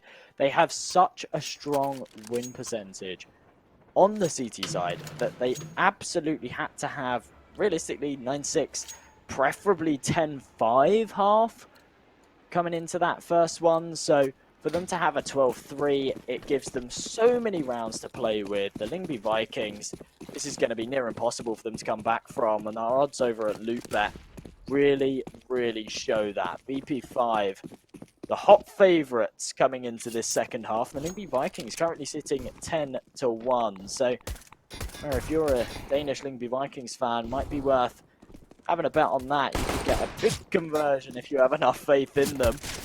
The early frag going in the favour of them as well. They have to convert this pistol round if they want a chance of coming back into this one. They haven't left themselves enough rounds to play with that they can lose this pistol and allow Budapest 5 to put themselves onto match point. As they tap away, they can't convert these frags, and they're actually taking so much damage. It's a 4 versus 3, but effectively a 4-on-1 right now, as Rouse and Typos are one hit anywhere in the body to these Glocks. They need to convert the headshots. It's not going to happen. BP5 completely clean up, assert their dominance, and well, 13-3. What can you say for Lyngby Vikings right now? They just can't find anything in this train game. Yeah, it is not paying off as they would have liked. I mean, it was kind of to be expected based on the stats, but 13-3, that is not a that's not a stat I did expect. I thought that because that they'd just be, you know, 16-13 kind of a map, that they'd still get very close because both teams are not exceptionally well first on this map. But that CT defense with the USPs, they get the opener as well, and then afterwards they just get absolutely nothing. Now the defense from Lyngby is going to consist of 3 scouts, a deagle. Well, I assume the last player also has a deagle, but he's just playing with his knife out right now. Yeah, 2 deagles and 3 scouts, so going for those long-range engagements. If you jump down, for instance, Pop Dog, without any utility, you could easily get annihilated by a deagle close range. I think it's very, very clear that the Lyngby Vikings have absolutely no idea how to play train. And the fact that they even float it, and it's not just an insta-ban, really, really surprises me. Rouse does open up this round with a nice headshot, gives them that man advantage, but it's really too little too late. They've been unable to find their footing at all in this match, and even if they convert these frags now, it's going to be very, very difficult for them to send this one over the edge. Bodito going absolutely huge, finding 2 on the site, levels up the numbers to a 3-on-3. Rouse on borrowed time now, as they know exactly where he is. The numbers actually in the favour. Oh, this could work out. Yeah, they're going to push towards that A site. However, now it's all on Typos alone with the deagle in hand. They don't know that he's coming from the flank. But it is a nasty shot to attempt to make, and he's going to plant inside the smoke. But the first shot is enough to drop the bomb. The time is running low. 5 seconds left. He has to stick the plant. But Typos, another headshot through the smoke. From 3 kills up to 5 to clutch the round out and keep Lyngby Vikings alive to live another day. Look at this from Typos. Lands a clinical first headshot. And then when the time is running down, he gets the second onto Torsi as well. Straight through that smoke. Really, really clean stuff. And, well, realistically, when that first guy gets on that bomb, you have to land that first shot. Because if you start spamming away through the smoke and you can't connect it, his teammate swings and just takes you out.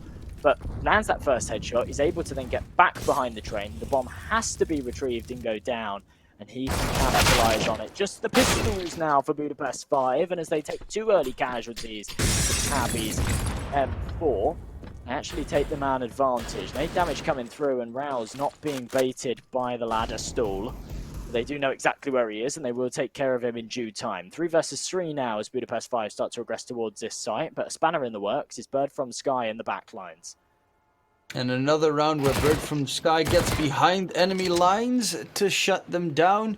Last man standing is going to be Bodito, and he will, well, at least get a kill to his name with Twinks being very low in HP as well. This is certainly possible to clutch it out, but Twinks is coming in from behind. Will he? No, they're actually going to completely walk past each other. Spots him from behind. 1 bullet was all that was needed to secure a kill. And Typos is going to win that straight up duel to make sure that Lyngby Vikings get themselves their 5th round. Also, by the way, an interesting detail. Last game, the other series that was going on was Blue Jays versus Alternate Attacks. On map number 2, it was Blue Jays 11-4 in the lead, and they lost 16-14 against Alternate Attacks. So that means that AA are going to continue to the playoffs with Blue Jays facing up against the winner of this series to decide who's going to be the second team to make it to the playoffs.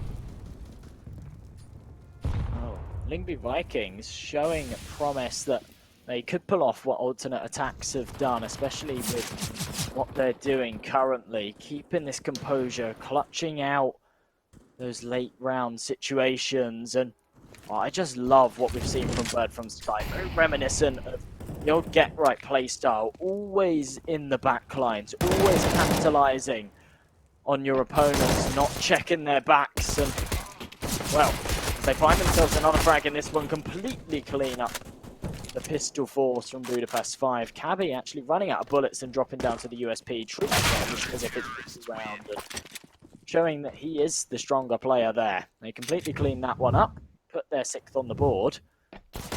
Budapest I'm actually 5. deeply disappointed with games like this, where, you know, Gabby's got himself the 4K, needs one more for the ace, and his teammates don't even give it to him. I mean, yes, he was very low, but still. He's up against a Glock, give him that shot, give him 2 games of aces in a row, that would be just a massive boost to his own confidence. Stealing the kill away. To win, just here to boost those HLTV stats. Exactly. I mean, getting 2 games in a row aces, bro, that's gonna boost every stat you have. Would have been nice, but I think he wanted to hold on to that M4, or at least get back and reload it. I think he actually had no bullets left in either of his weapons there, but yes, the nade stack comes through from Budapest 5. That's exactly what they needed to take control of Ivy. There is Cabby here ready and waiting as he dances around this smoke. Spot out someone for now, just goes off his spidey senses and finds one dead through the smoke onto Badina. Levels the numbers out, but Lee finds one back on Birds from Sky coming in from behind. They're definitely ahead here. A 4 versus 2, but it's absolutely doable as 2 of their players are very, very low on health. And Rouse has a read on where Fleeve is right now. Yeah, it is, actually they're rotating a player towards B. They're expecting a B push to come through, which... Why did that smoke even land? Oh, he didn't shoot out the window before, so it probably just flew to no man's land. And the bomb is going to get planted on the A site. LYNGBY Vikings, they kind of need this round. They kind of need every possible round. I mean, they still have a full buy next round. I would have just gone for this one. I mean, now it's probably a little bit too late. But with the HP on Fleeve and Corey, it definitely was possible to win this round with the 2 last remaining CT players standing. Full HP, kits on both, 2 smokes and a flash. The issue is as they rotate over towards B, it's very, very doable for them to clutch this one up. If they can find a frag on the entry and actually try and deny that bomb plant from going down, or if they can get in just as the bomb plant goes down. And Budapest 5 are yet to establish those post-plant positions and those crossfires, but as soon as they gamble wrong, they rotate over towards B, the bomb goes down, they come in for that rotation. It's going to take 10-15 seconds before they're ready to try and retake it, and by that point, Budapest 5 will be in prime positions to hold it up, and despite the fact that there are 2 players on low HP, they've got the crossfires set up, and there's absolutely no way that they would allow it to be broken, especially with no utility to isolate those fights. So, Budapest 5 sit on 14 right now, 1 away from match point, and the LYNGBY Vikings is do or die time for them. They need to try and put some more rounds on the board, or we will be heading over towards Nuke, and that is not territory that they want to be treading in. Yeah, it is going to be most likely a B execute with them already clearing out Ivy on LYNGBY Vikings. They have a 3-man stack towards the B site, and 1 molly left on Typos. I actually am going to check. Yeah, Typos, where is he? He is on B site, so that definitely is going to be a big plus. And the smoke out long so that they can peek through it, pass it, and not get sprayed down by a long range op shot. Nice turnaround. Corey gets himself the first kill. Cabby chimes in with his own. Double for him so far. The op in hand. And a dream to be dreamt. He needs 3 more. B is such an annoying site to retake for the CTs. With the positioning of Fleeve currently. Can always play the baiting game when the bomb gets defused. With no one coming in from behind, it's nearly impossible for them to take care of it. Rouse needs to find both of these frags. Gets himself the first, can't convert the second though. Cabby does actually find the shot onto Fleeve. Not quite sure why he went for the peak there. It gives Cabby a lifeline to work with, but time is of the essence. He switches to the pistol. He has to try and take this close fight and instead holds it down. Torzy surely doesn't fall for this. Swings out and converts it. Cabby has been doing so much work for his side. He sits on 20 frags right now, but the rest of his team just aren't quite pulling the same numbers. And it means that, well, they're horrendously behind. Budapest 5 sit on match point right now. They've got 9 chances to close it out before overtime starts to lurk upon them. Well, this is their best chance to do so. They've got a full buy and they're against, what, an MP9, a couple of FAMASs, a Scout and a Deagle. This is not the sort of tools that you want to try and contest match point. Well, Typos is going to try and get aggressive. Does manage to take down Fleeve, so a good trade in their favor. And they have aggressive positioning on LYNGBY Vikings. And they know exactly where Budapest 5 can only be, because they have the player pushed in Brown Halls and one pushed in T main. So yeah, this is actually a nice little lockdown. However, if they do manage to get rid of Typos, that should be an easy push towards the B site. And now that they've peaked Typos, they will head into that direction.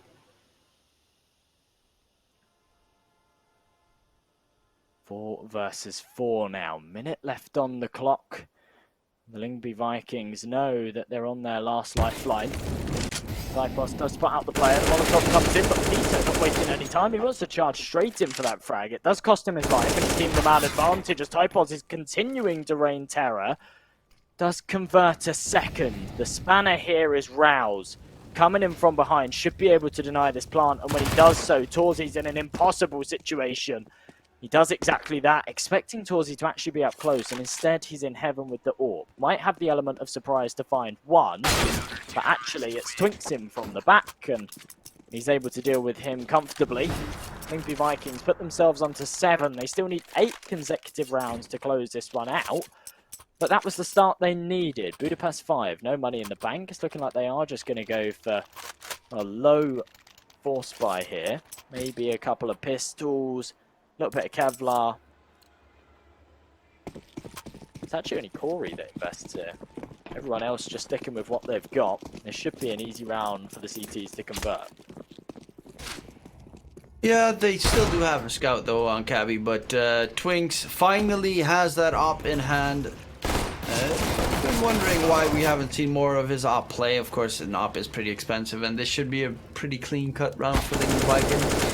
Though it is still a very long road to overcome to finally tie this map up. I don't see it happening personally. What do you think, M&J?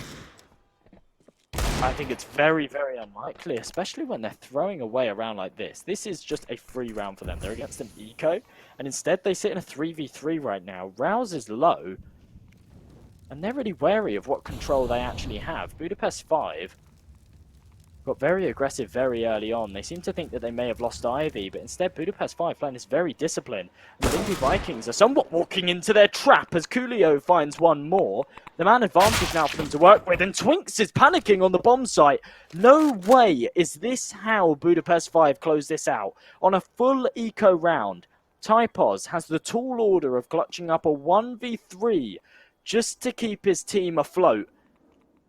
This is absolutely mental. Yeah, this is problematic to say the least. They're all surrounding him, so if they hear a cue of him, if he makes one step, they'll immediately pounce on top. They don't peek in that direction, but the rest of the team know where he is. Coolio takes his head off, and that is going to be game number 2 map number 2 in favor of Budapest 5, and we're going to go to Nuke, which of course is a pretty heavily favored map for Budapest 5, the highest win rate that they have on any of the maps, and it is actually pretty damn high. I think that last round was the absolute epitome of that entire map. Budapest 5, just in control. Even when they're on the back foot, they're forced down to these pistols. They're not really expecting to take it. They still come out on top. They still win these aim duels. A couple of those 1Ds were absolutely sublime from Coolio in those dying moments of the round. And well, they just comfortably take train there, don't they? Even when it was looking a little bit shaky towards the end and the LYNGBY Vikings started to pull back a couple of rounds, Budapest 5 had plenty to play with. They played it well, and they come out on top with ease. We're going to be heading over to Nuke as our third map of the series. It does go the full distance. It's absolutely what we predicted at the start.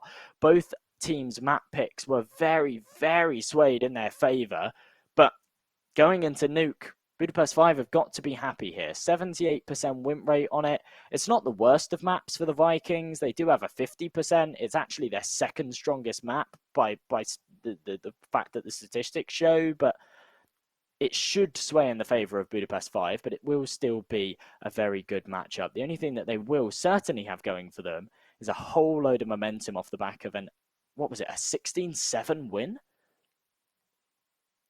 Yeah, 16-7 complete shutdown by Budapest 5. It's LYNGBY Vikings. They couldn't have anything at all during the entire match. But we'll talk more about that in a little bit. We'll be back after these commercials. See you then.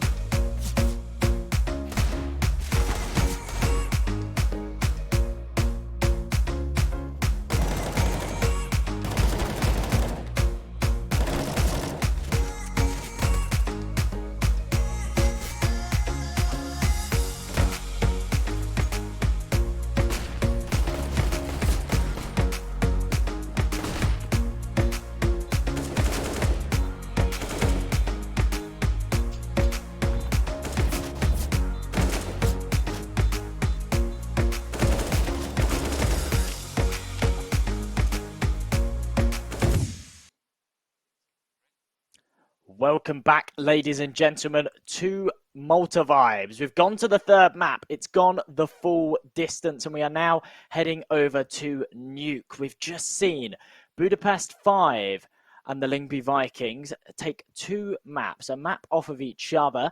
Obviously, Vertigo going in the favour of the LYNGBY Vikings, Train heavily swinging the way of Budapest 5. And now we head over towards Nuke. Now, the thing is that Nuke right now is a map that actually Budapest 5 are very, very confident on, and they somewhat count the LYNGBY Vikings out of it because they've only won 2 of the 4 times they've played it. But the thing is right now is actually when you look at their recent performances, the LYNGBY Vikings beat Ago on Nuke only a month ago, who were a very, very strong Polish side, and then they went the full distance and went double overtime in it against Illuminar in last week's Malta Vibes Cup. Of course, that other very, very strong Polish side with the ex-VP star Snacks. So they're certainly not a stranger to Nuke, and it's certainly not one that they're like super uncomfortable with. It just comes down to if they have a good T side. They of course have a 55 win percentage on that T side, which is very, very unusual for Nuke. So if they show up, there's definitely potential for this to be a very, very close third map, but we'll have to wait and see. Of course, I'm joined again by DK Truman. What do you think about this matchup, my friend? Yeah, as you said, it's a weird statistic to see a team that's actually better on the T side of Nuke than on the CT side. I mean, sometimes you do see a game where you're like, how is this T side so amazing?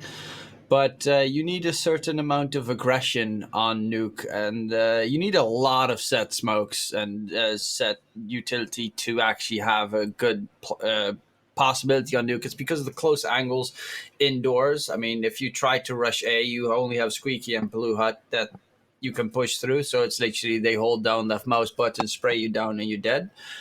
And so most of the time the big strats come out outside, and you need a perfect wall of smokes and flashes to make it through any angle because it is so incredibly stretched out. It very much comes down to where Twinks decides to take that AWP on the CT side, whether he opts to hold outside, whether he heads over towards ramp, and how effective he can really be on it. He's been an integral part of the LYNGBY Vikings successes so far, been very, very strong with that weapon. And well, another couple of notable names from that roster. Bird from Sky been putting up some fantastic performances. And Cabby, whilst we haven't seen a huge amount from him in the games as a whole, he has been making some huge plays at some integral moments. We saw an ace come in from him in Vertigo. We saw almost another as well as he got 4K over on Train. And at these really, really important do or die times, he is definitely a player that is very, very important for this LYNGBY Vikings side. And if he can show up on Nuke and convert some of those rounds, then they've definitely got a chance coming into this one. Yeah, but they have some very solid opponents as well, especially one of my favorites to keep an eye on is Torzy, who has been completely destroying on that op, and Coolio. I mean, I just really like Coolio. He played a series before this, a match before this, and he really popped it off. His massive defuse spree on the last map as well was a great success and very entertaining to watch. But in general, I do think both sides have a good chance to win. One of my favorite players to watch will be, as you said, Bird from Sky from LYNGBY Vikings. He loves playing those flanks. He loves playing those sneaky beaky type plays, and he has some amazing trigger discipline that I haven't seen in a lot of players so far.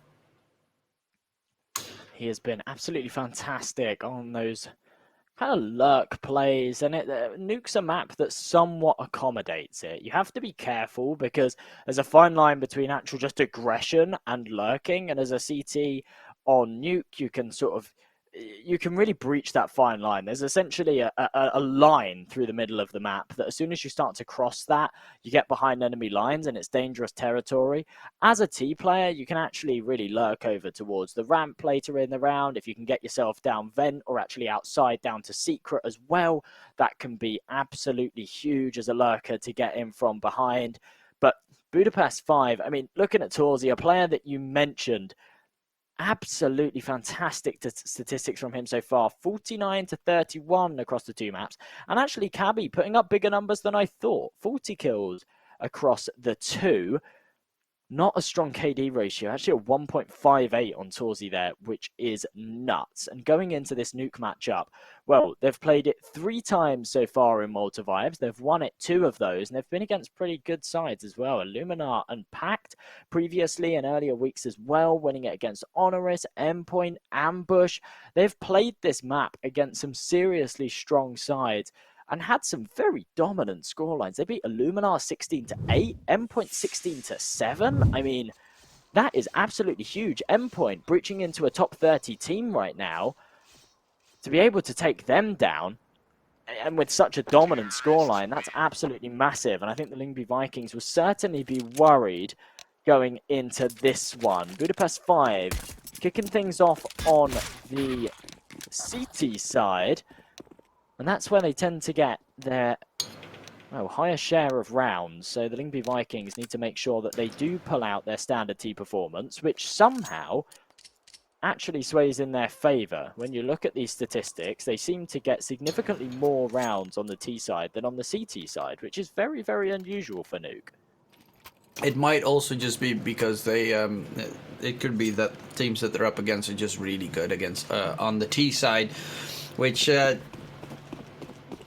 the fact that you said that they were up against a bunch of Polish stacks, that does make sense, because Polish teams love being super aggressive on a map like Nuke, and we're going to start the round off with LYNGBY Vikings actually clearing up ramp, falling back, and getting aggressive towards Blue Hut. Cabby chimes in, a lot of kills flying all over the place. Budapest 5, they only have Bodito and Forzy left, and Forzy is down to 1-tap territory. With the bomb being planted on the A site, will they be able to recover from this? They do have a defuse kit and an HE grenade, but Bird from Sky, he's just hiding in a little cubby corner next to vents, and that will most likely be around... Oh, he even gets the nade dunk in as well, and that's going to be round number 1 for LYNGBY Vikings. Well, the odds that came in at the start of the round over from our partners at Loopbet favoured Budapest 5 as the team that should be able to tip this one over the edge and take the series. It was actually quite dominant as well. I think it was a 3-1 or something along those lines for the LYNGBY Vikings. So definitely got the odds against them coming into this one, but they came into the pistol round very strong, managed to convert it. A full investment comes in from Budapest 5. They really need to try and find these frags. I like this deeper wall of smokes coming in from outside. It gives them more room to work with, and actually means that they can get close to A main as well, instead of actually just all having to cross through this narrow alleyway that someone can swing out and spray you down from. This legroom allows Typos to find Fleeve early on, gives them that man advantage, which is exactly what they need, and draws some aggression from Coolio and Corey. Right now, that's not what they need. They need the frags. They've dealt some damage, but up close and personal, Torsey needs to fall back here because, well, you cannot use that scout as a shotgun. You're in that position with an AWP, you can maybe make it work. The timing, well, it's impeccable right now, but as they're still ahead, oh my goodness, what on earth is that? They've both missed each other, and Rouse somehow lands that one. This is going to be another clear-cut round for the LYNGBY Vikings, and, well, a very nice start from them so far. I'm quite impressed with what I'm seeing. Yeah, as you said, that big wall of smokes outside, they immediately throw it out from the start, and they just run through. Like, you have so many different angles to check, even as a CT player, if you don't know where the enemies are. Coolio is going for the flank. Play, see if he can secure a kill, but long-range fights, might get a kill. Gets him very low, but he is just going to try and save his weaponry, I guess, maybe. He really wants at least a kill. They're both very low though, and the flank from behind actually whiffed his spray, but luckily enough was able to recover to take down Coolio. And that's the second round for LYNGBY without losing too many weapons, or pretty much anything. Well, Budapest 5. Nothing left for them to work with in this round. No money behind them, so they just opt for 3 grenades, and I assume they're going to stack those up and try and find themselves an early man advantage. Well, that's not going to work out at all. They actually don't really deal any damage with those at all. One of them goes outside, and that does its fair share. Bodito might be able to find himself a kill here, as actually... Oh, it's Cabby that walks out with smoke in his hand, but he doesn't get punished for it. They clean up these pistols with absolute ease. They should be able to just put a third on the board here comfortably. The thing is, they just need to try and not take any casualties in this situation. If they can retain those AKs going into the next, they'll be in a fantastic position. It's the Molotov to take out Coolio. And this is pretty clean stuff from the Lyngby Vikings right now, not giving up anything at all. It will be the Budapest 5 bye coming into the 4th round. For now, well, I think the Vikings actually just find themselves slow, not even committing to a site yet. They just want to find these frags. Yeah, you want to keep that economy as honest as possible. Get yourselves a good stack because, of course, Budapest 5 are about to get themselves their weapons, and including an op for Torzy. So you got to get enough money in the bank so that if you lose one round, you're not completely out of it just yet. I was hoping that Corey would go for the random wall bang. It is possible to wall bang through there, I think, with an op. I don't know. I don't think it's with the deagle, but you can actually shoot through the floor, which is kind of neat. Not that it ever connects, though. Yeah, somewhat reminiscent of the old nuke. If you actually see like 1.6 nuke, and actually pretty much every map, to be honest, but especially nuke, everything was wallbang, I believe, even with the rifles, and you could be on the A site and you could just span through the floor with an M4 and actually find yourself kills. There's of course that famous nothing clip from old Cloud9 where he does that on the A site. It's absolutely crazy. Nowadays though, the maps are a whole lot more balanced. There's nothing ridiculous like that where you can just span through walls and find kills like that. I think that's actually where he got his nickname as well. That specific play where he shoots through the floor. They call it shoots through walls just like nothing. And that's how he got his name. Fun fact for everyone. A little bit of Counter-Strike trivia for you. Oh, that is, I did not know that. Okay. That's pretty neat. But nothing is not in this game currently. It is going to be Budapest 5 versus Lyngby Vikings, and this is the full first bye round. We do have an op for Torzy, who is, I mean, they're going to need to make him to make a hero play. Good catch coming through. Bodito up on top of Blue, jumps down. Bird from Sky will take him down in return as well. And it's going to be a 3-on-4 situation with a smoke completely whiffing on top of Blue. But Torzy already heading towards ramp. Their ramp defense is gone. And Lyngby Vikings, they don't really know exactly how they want to run this. They're going to just peek out, squeak, and a double for Corey. Puts Twinks all on his lonesome, where he's going to get taken down by Coolio with first round of the map for Budapest 5. With the upgraded weapons, Budapest 5 definitely looking more promising.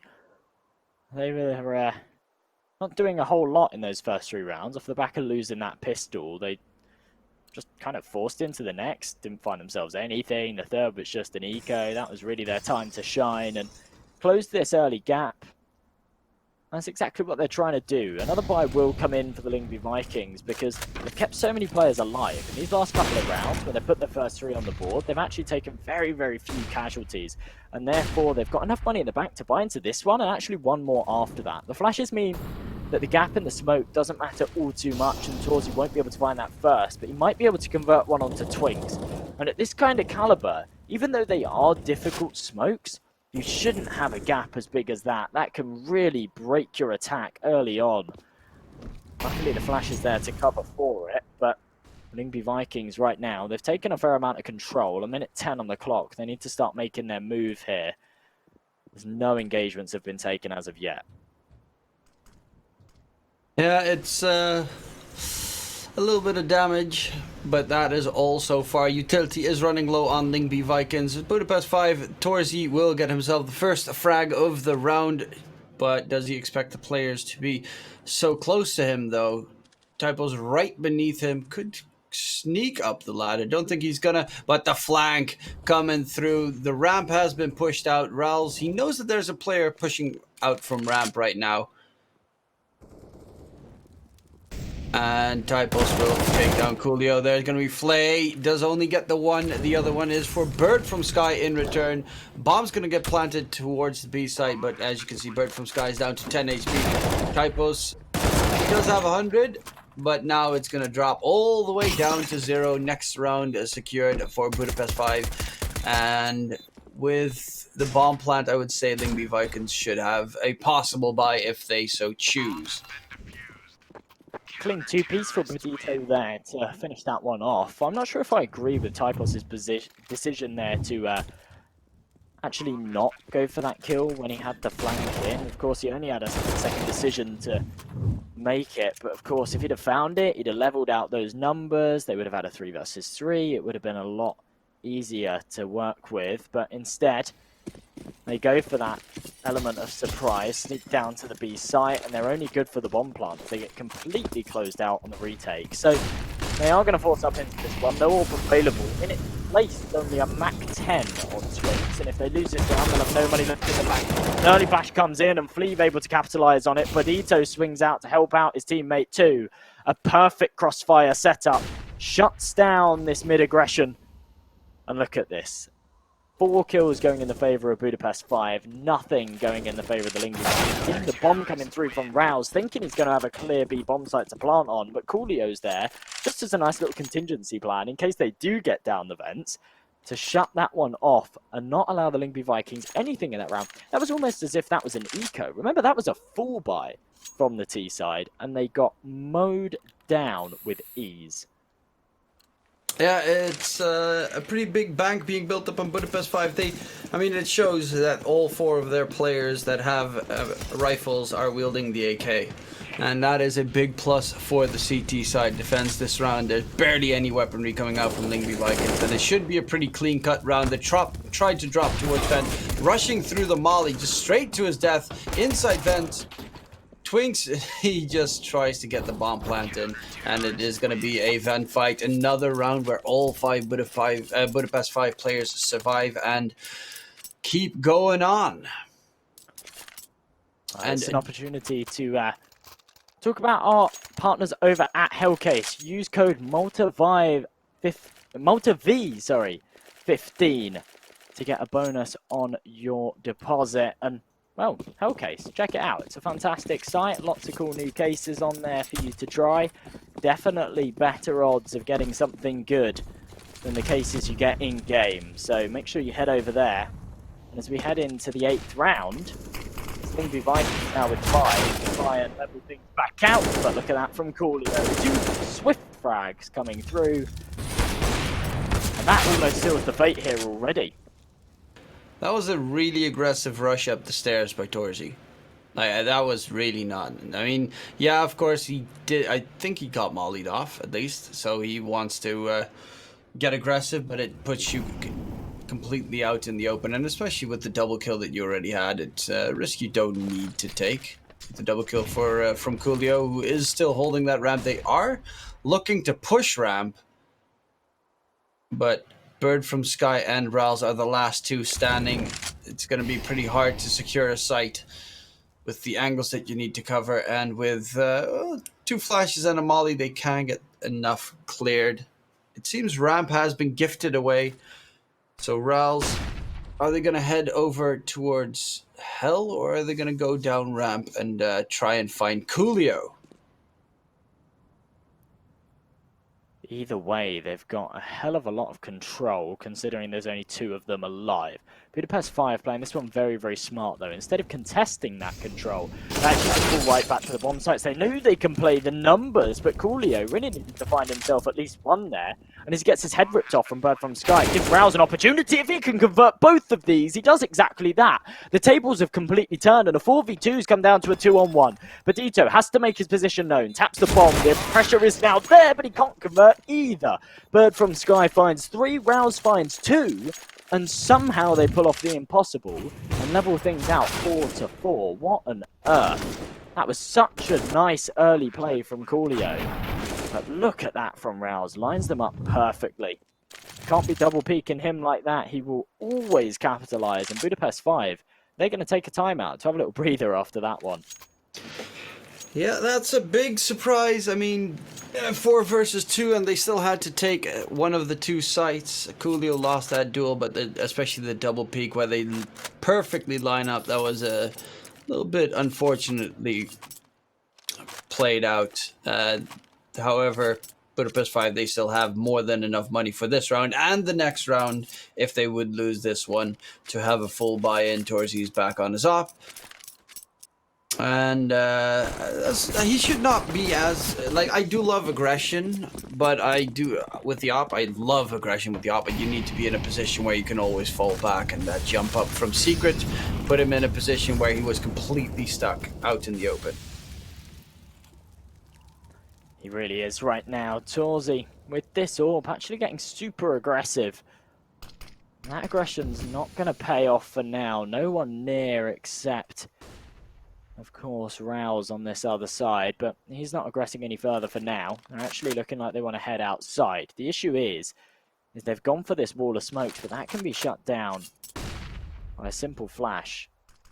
Actually, the smokes aren't even there. They need to try and have something up to get across, and instead they're just trying to cross dry. What on earth was that? They've somehow been allowed it.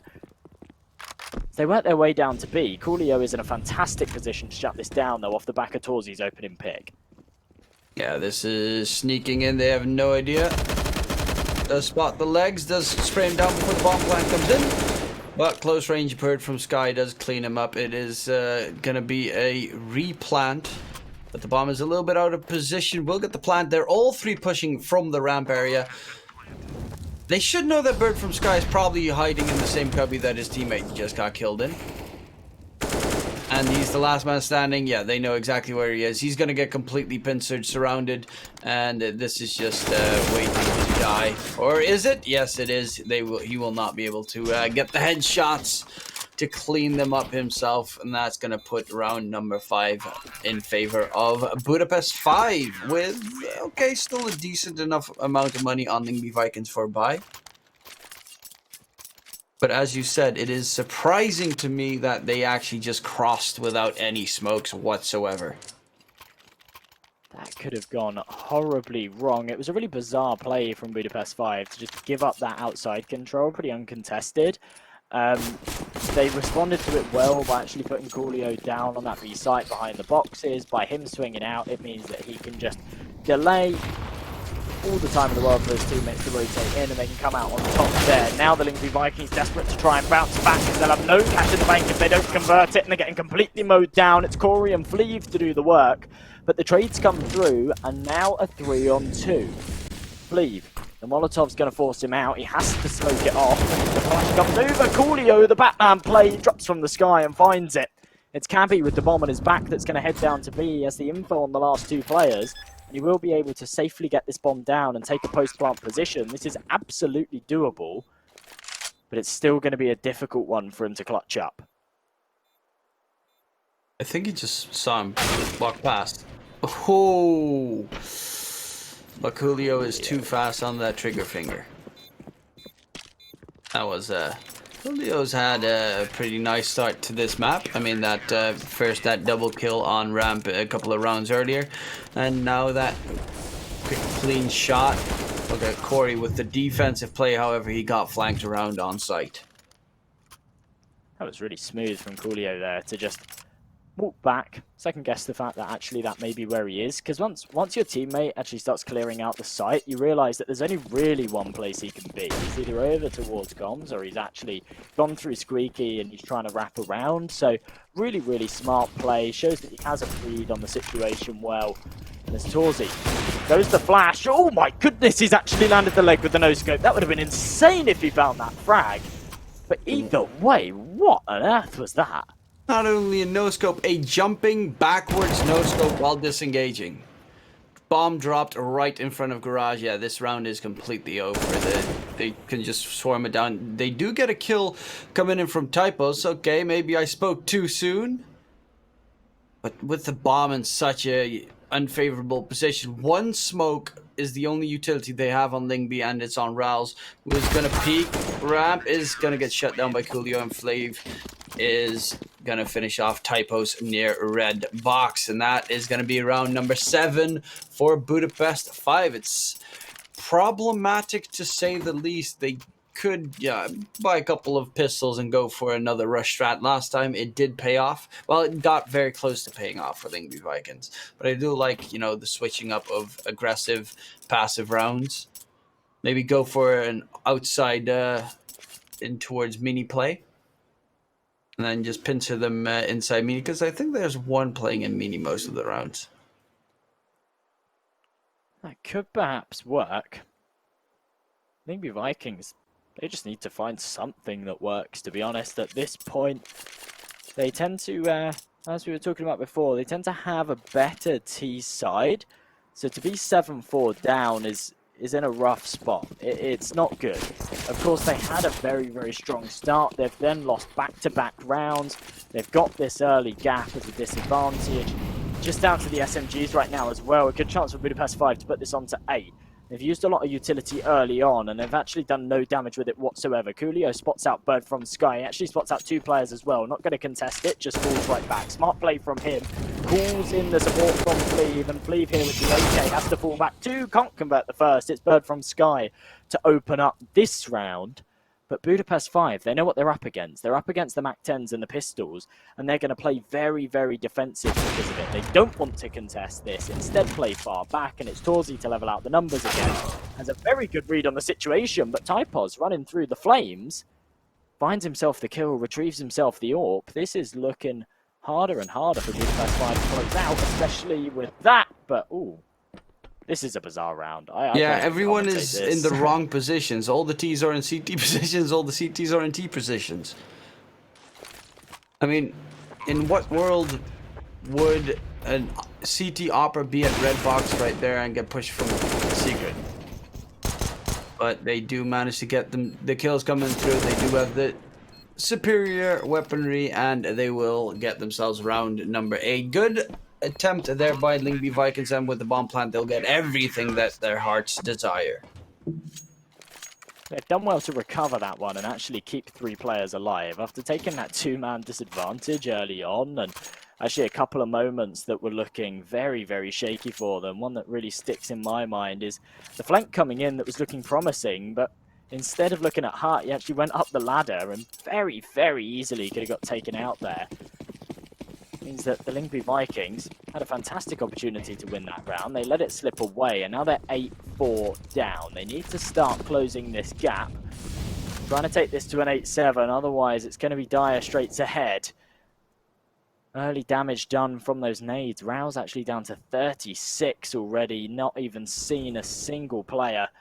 And as Coolio finds the first, nice bit of aggression from him, and torzsi actually there as well to support the LYNGBY Vikings, already on the back foot, 20 seconds into the round. This is not where they want to be right now. You can really see why those big boy teams are actually struggling to play Nuke against Budapest 5, because honestly they have some amazing strats, very good aggressive strats as well. Fleeve is going to lose the duel against Twinks, but Gabby? Did he spot him out? In credit card, it seems Twinks is going to fall, and Cabby dies.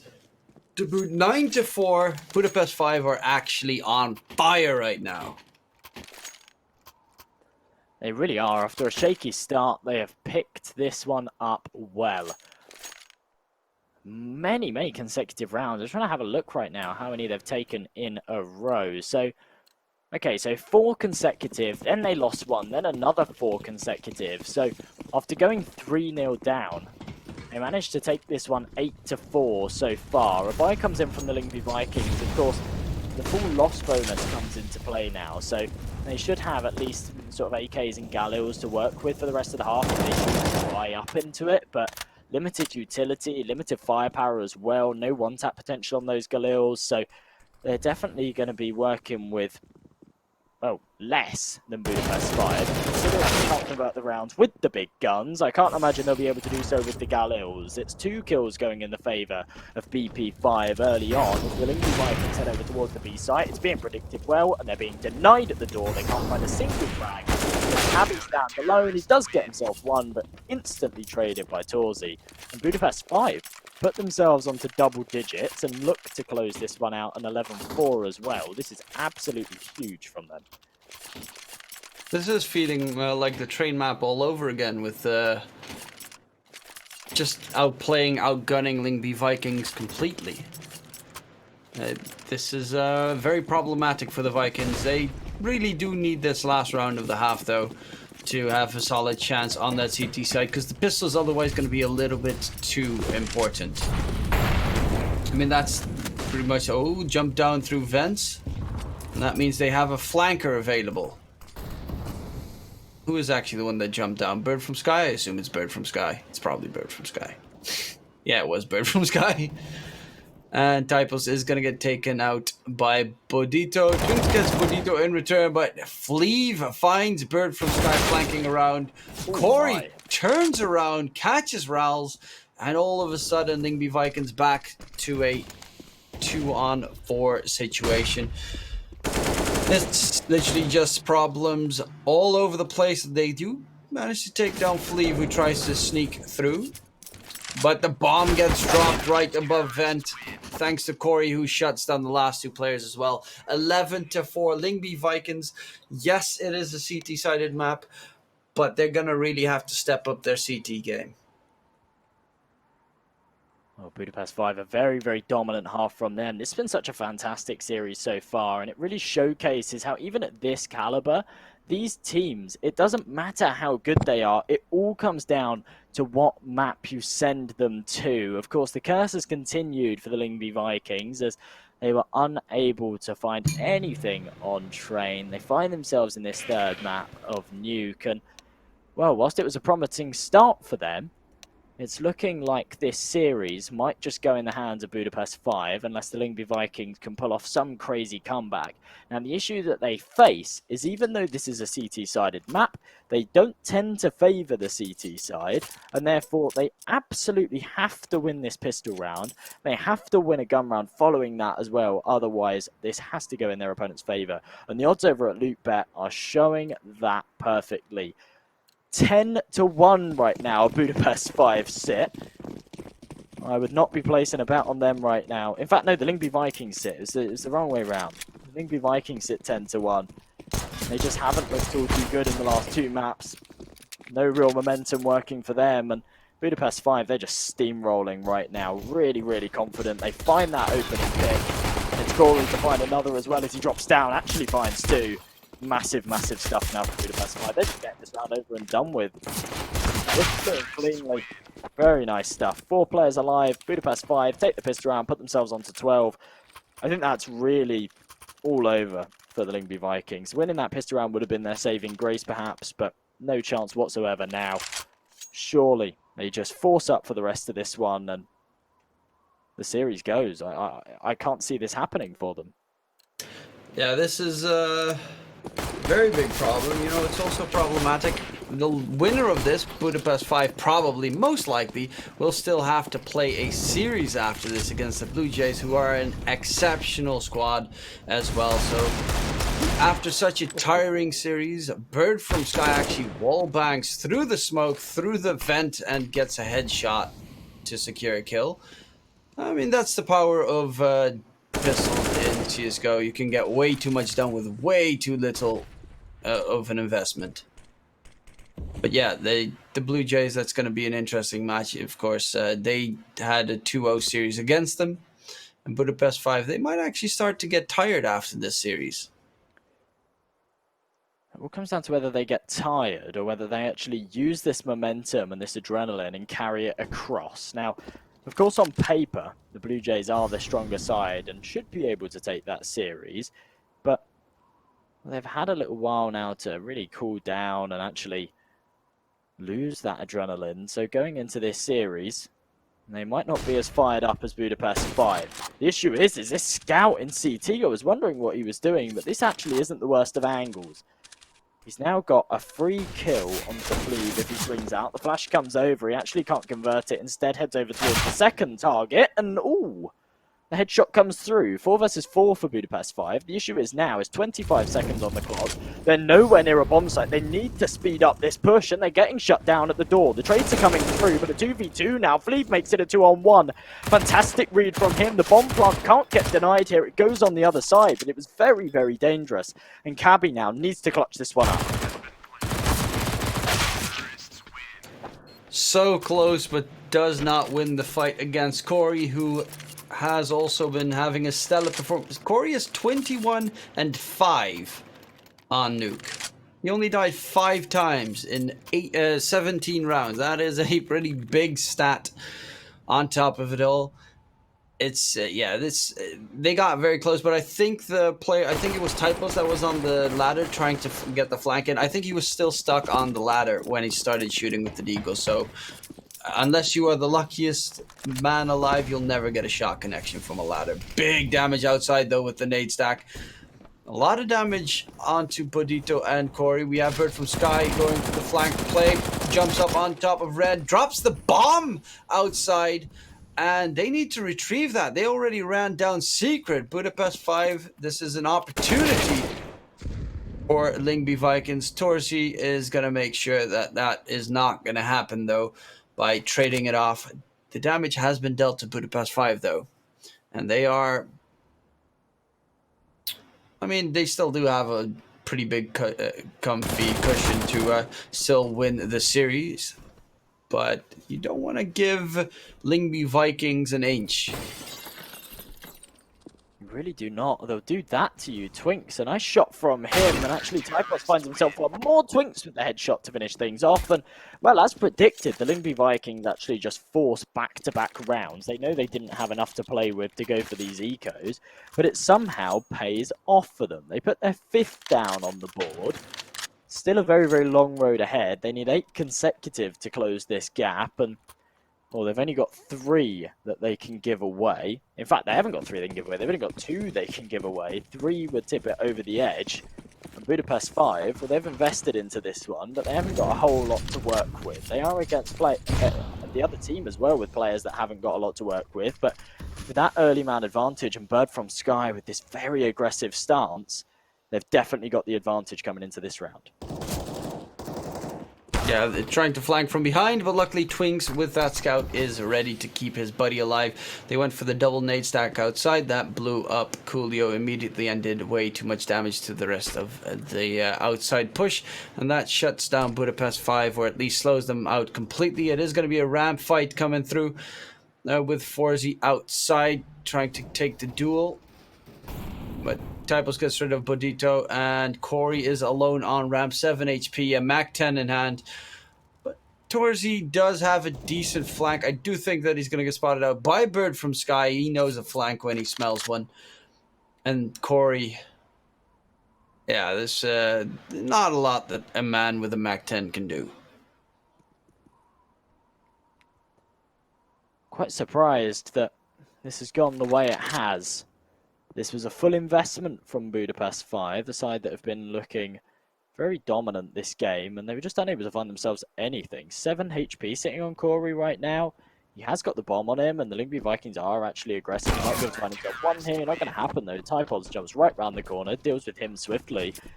They put their 6th on the board. And the timeout comes through from Budapest 5. This is not going to be their buy round. They are going to just eco into this one, full buy in the next. They've got plenty of rounds to do so, but what are they going to do here? Their T side historically isn't the strongest, and they certainly don't want to let too many rounds slip. This is certainly the right call to go for. Just an eco, pick up an op. Wait, actually, Coolio has all the money. You can still go for the op the round afterwards and just drop it to torzy. I mean, you definitely want to have torzy popping off on that op on a map like Nuke. I mean, as I said, previous map, Nuke is another map which is so incredibly long and open that the op is on pretty much every site possible to be held, and really nice to have in those long angles. But yeah, Budapest 5, they had their pause. They're going to actually hide in spawn and play around, it seems, because they're still discussing what their strat's going to be for the next round. They're just using the pistol round as a sort of extra buffer. I can't remember. I think it may have been Zeus that invented this one.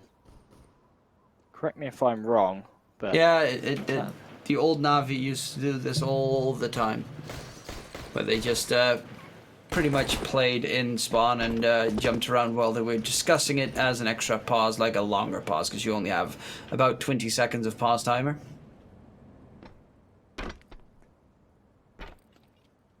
Yeah, I don't think they're too fussed about this round at all, just using it as you say, an opportunity to discuss things further, have a little play around.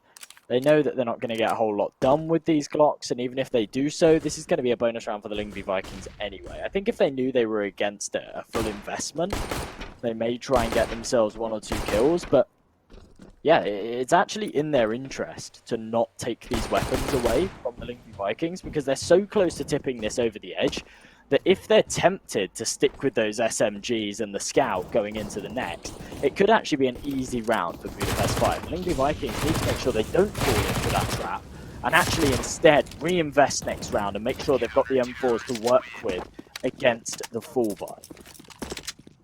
Yep, that is actually one of the things that I would love to see from LYNGBY Vikings, and that is that they upgrade their SMGs, yes, and go for the full M4s, because normally if, of course, the score is pretty close and you're not at the end of it, you'd be like, oh yeah, we can use this as an extra throwaway round, but because it's so important, you've got so much cash in the bank anyway, every round counts. You do not want to get put on match point against Budapest 5, because there's always a round loss bound to happen somewhere along the lines. There really is, and with that early Molotov coming through, not going to deal a huge amount of damage. Budapest 5, though, this is the first of, well, potentially many buy rounds to come, but this could be the start of the end, of course. 3 rounds away from closing this one out. If they convert this buy round, LYNGBY Vikings will still have money in the bank, but Budapest 5 will be 1 away from match point. If they can't do so, however, they'll have no money left behind them, and the LYNGBY Vikings can continue to crawl back into this one and close this gap. Bird from Sky, again, with this huge lurk play. We saw it on Vertigo, we saw it on Train, and we're about to see it again on Nuke. No one watching the back lines. He's good for at least 1 here. No trigger discipline came into play as he could see they were about to execute. He had to just capitalize on what he was given, and that man advantage should be enough, especially as he's still alive. That's a huge spanner in the works. They know that they can't aggress here because there's still someone behind them. They have to take care of him, and that smoke's going to make it so much harder. Torzi coming in from heaven. How did he able get to there? Find himself something. I don't know how he's creeped past either. That's actually pretty massive. Trigger discipline. But he has a Galil, and the spray pattern for the Galil is not as easy as the AK. It goes completely left and right at one point. Will be a bomb plant for Coolio. However, he is in a 1 versus 3, and it's going to be pretty rough to try and defend this, especially with the ramp player peeking him in and Typo's cleaning up that head. But it got pretty close. I think if he had an AK, he would have been able to get the double. Up in heaven. Yeah, I think you're probably right. In that scenario, he definitely has the element of surprise. The big player somehow didn't spot him. He crept through the way around unseen. Pretty sneaky play from him. But yeah, it doesn't pay off. The Galil cannot convert the 2 frags. And, well, the LYNGBY Vikings, they put another round on the board. And despite the fact that 13-8 looks pretty dominant, Budapest 5, ooh, they are actually going to invest into this one. I'm not sure if I agree with this. They definitely had rounds to play with. Now it's starting to get closer. They've not got much to work with in this round. And if they throw this one away, LYNGBY Vikings could actually put themselves onto 10, which is very, very dangerous. They are playing with fire right now, and they need to make sure it pays off. The change of pace might just be what they need. Aggressive rush up towards the A site. They clean it up so far, but Cabby is still hiding inside the smoke next to fence, falling back. Coolio actually just walked past him. Well, they expect Cabby to be this close. It doesn't seem like it, and he cleans up two. It's going to be a 2-on-3 situation. Luckily enough, there was a Torzi flanking around. They know that there's one outside. Bird from Sky is gonna have the spray fight. Torzi wins that spray fight. Jump on top of blue. Typos catches out Torzi, and it is gonna be round number 9 in favor of LYNGBY Vikings. This game is going down to the wire.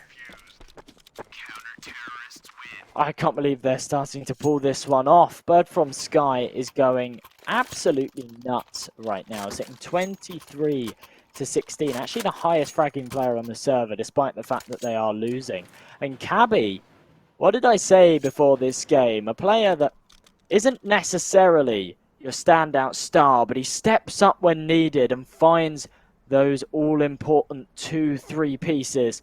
And that's exactly what he did there. That round was definitely going to swing the way of Budapest 5. It was a 4 versus 3. They dealt huge damage. They had the bomb down. And Cabby, just lurking behind that smoke, found himself 2 frags onto the full HP players. And it left a relatively easy retake for his teammates to pull off. Now, well, Budapest 5, they've fallen into this trap. They're investing into this one again, and with this loss bonus, they've actually got the money that they can continue to do this. But as we saw from the LYNGBY Vikings when they did this in the first half, it doesn't always pay off. Sometimes you just need that extra bit of cash to invest that AWP and make sure that all of your riflers are on the AKs, because when you're down to the deficit of that Galil, and you haven't got an AWP to work with on a map like Train, it can certainly cost you. Yeah, I really do want to see Torzi on that op. He is an amazing opper, and it is a massive advantage that they keep losing every single time. Twinks starts off by taking down Bodito, and that is already a player advantage again for LYNGBY Vikings. Oh, this game might actually swing the complete wrong way for Budapest 5. It's starting to get a little bit dicey for them.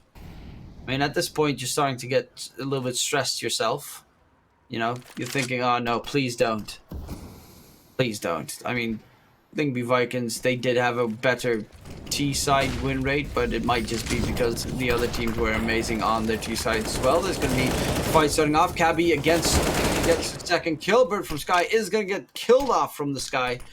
And it is going to be a 4 versus 3 situation. Rouse is in a very sneaky position. It's very likely that it's going to be the A-take attempt, but yeah, the op is on site as well by Twinks and the last man standing. Coolio, they know exactly where he is. The ramp player is pushing out as well. Should be able to shoot him from behind. And there we have Typos catching Coolio. 10 rounds on the board, double digits, LYNGBY Vikings. And this time they didn't get a bomb plant, so I just say a couple of pistols and a little bit of utility, maybe go for either a vent rush or an outside smoke rush play, or maybe a ramp rush. I mean, we haven't seen a single ramp rush, I think, on both sides. Well, this match is certainly going the full distance. And I mean, credit where credit's due. The LYNGBY Vikings are playing fantastically, but I think that their successes on this CT side really comes down to the fact that the Budapest 5 T side has been very, very weak. Like, very weak presence over towards outside. They haven't utilized ramp at all, which is a huge part of the map and a huge avenue over towards the B site, or actually control over towards Heaven as well. And they just haven't used it whatsoever. Like, when they go for the engagements, they go in one by one. No trades come through. This time, the flash comes in and they go for the aggression with these pistols and SMGs. The AWP up close needs to land this shot. Twinks misses it, pulls out the deagle but can't convert it. 2 versus 2 as Typos finds one of his own. A lot of damage been dealt. They're both sitting on 40 HP right now, and they haven't got many options on where to go. They have to take the dangers. Typos comes out first. It's Fleet to trade it to find the second, but it's Bird from Sky. 24 HP behind him, and he clutches that one up. He should be able to find the AWP as well, but he might just stick with this AK. Typos is sitting on 9k. I wouldn't be surprised if, yeah, they just keep this AK going into this next round. They're now within 2. Budapest 5 will be able to buy up into this one, but this is a must-win round for them if they don't want their opponents to level this one out, which would be absolutely insane considering they were 13-4 up. 13-4. Really? 13-4? That is a big jump back. That's 7 rounds in a row for LYNGBY Vikings. They do have the op on Torzy finally, and hopefully he'll be able to utilize it. Those nades outside have been doing too much damage. Every single round they throw the nade. Twinks catches bo3 trying to go for the jump. Takes down Corey as well, but loses it eventually because Torzy has bought out that op. And well, there we see that extra little bit of money that they spent in for that op is definitely worth it. Unfortunately, the rest of his team is getting annihilated currently by LYNGBY Vikings, and they're down to 2 players left, Torzy and Coolio, to try and clutch this round out. Twinks, finding that first opener outside, you've done your job. You find yourself a second, you're laughing. Almost getting the third as well. Just absolutely nuts. And as Typos coming in, able to take that AWP out of the hands of Torzy, leaves it all down to Coolio in a 1v4. He's going to fall right back as well, not even going to allow him to trade it. This is absolutely perfect from the LYNGBY Vikings. You cannot fault them whatsoever. And when you look at how they're playing these rounds, wow. The bomb has been dropped somewhere. I think it might be on top outside. Yeah, it is. As he jumped across, he actually got picked out in midair by Twinks. Crazy stuff. No chance for getting any. Abby's the one to close him out. They will have enough money for a buy going into this next one. I don't think they'll have the money to put an AWP on Torzy, but Ito could drop him one. I wouldn't be surprised if that's the case, but yeah, no surprise a timeout comes in here. They have completely thrown this away, and well, I think LYNGBY Vikings may have got into their heads. It's very difficult. Counter-Strike's a very momentum-based game, and when you're in the lead, it's very easy to close it out. But as soon as they start bringing it back, as soon as they're within 1 round of you as well, when you were 13-4 up, it mentally plays tricks on you, and it's so difficult to maintain composure and actually close it out. That's exactly what they need to do, though. This buy round needs to be converted, or they will fall behind. Yeah, it's a problematic situation. I mean, they do need to win these rounds. Like, you don't want to force up every round because you need that op on Torzy. I mean, they letting him play with the Galil again. I swap it around with someone else. Torzy is one of your top fraggers in your team. You definitely want your top player to have all the weapons that he desires. They're going to go for the quick molly inside, but again, not utilizing outside or ramp at all. Trying to jump through vents, and Cabby's just going to hold down left mouse button, spray a double while completely blind through the smoke.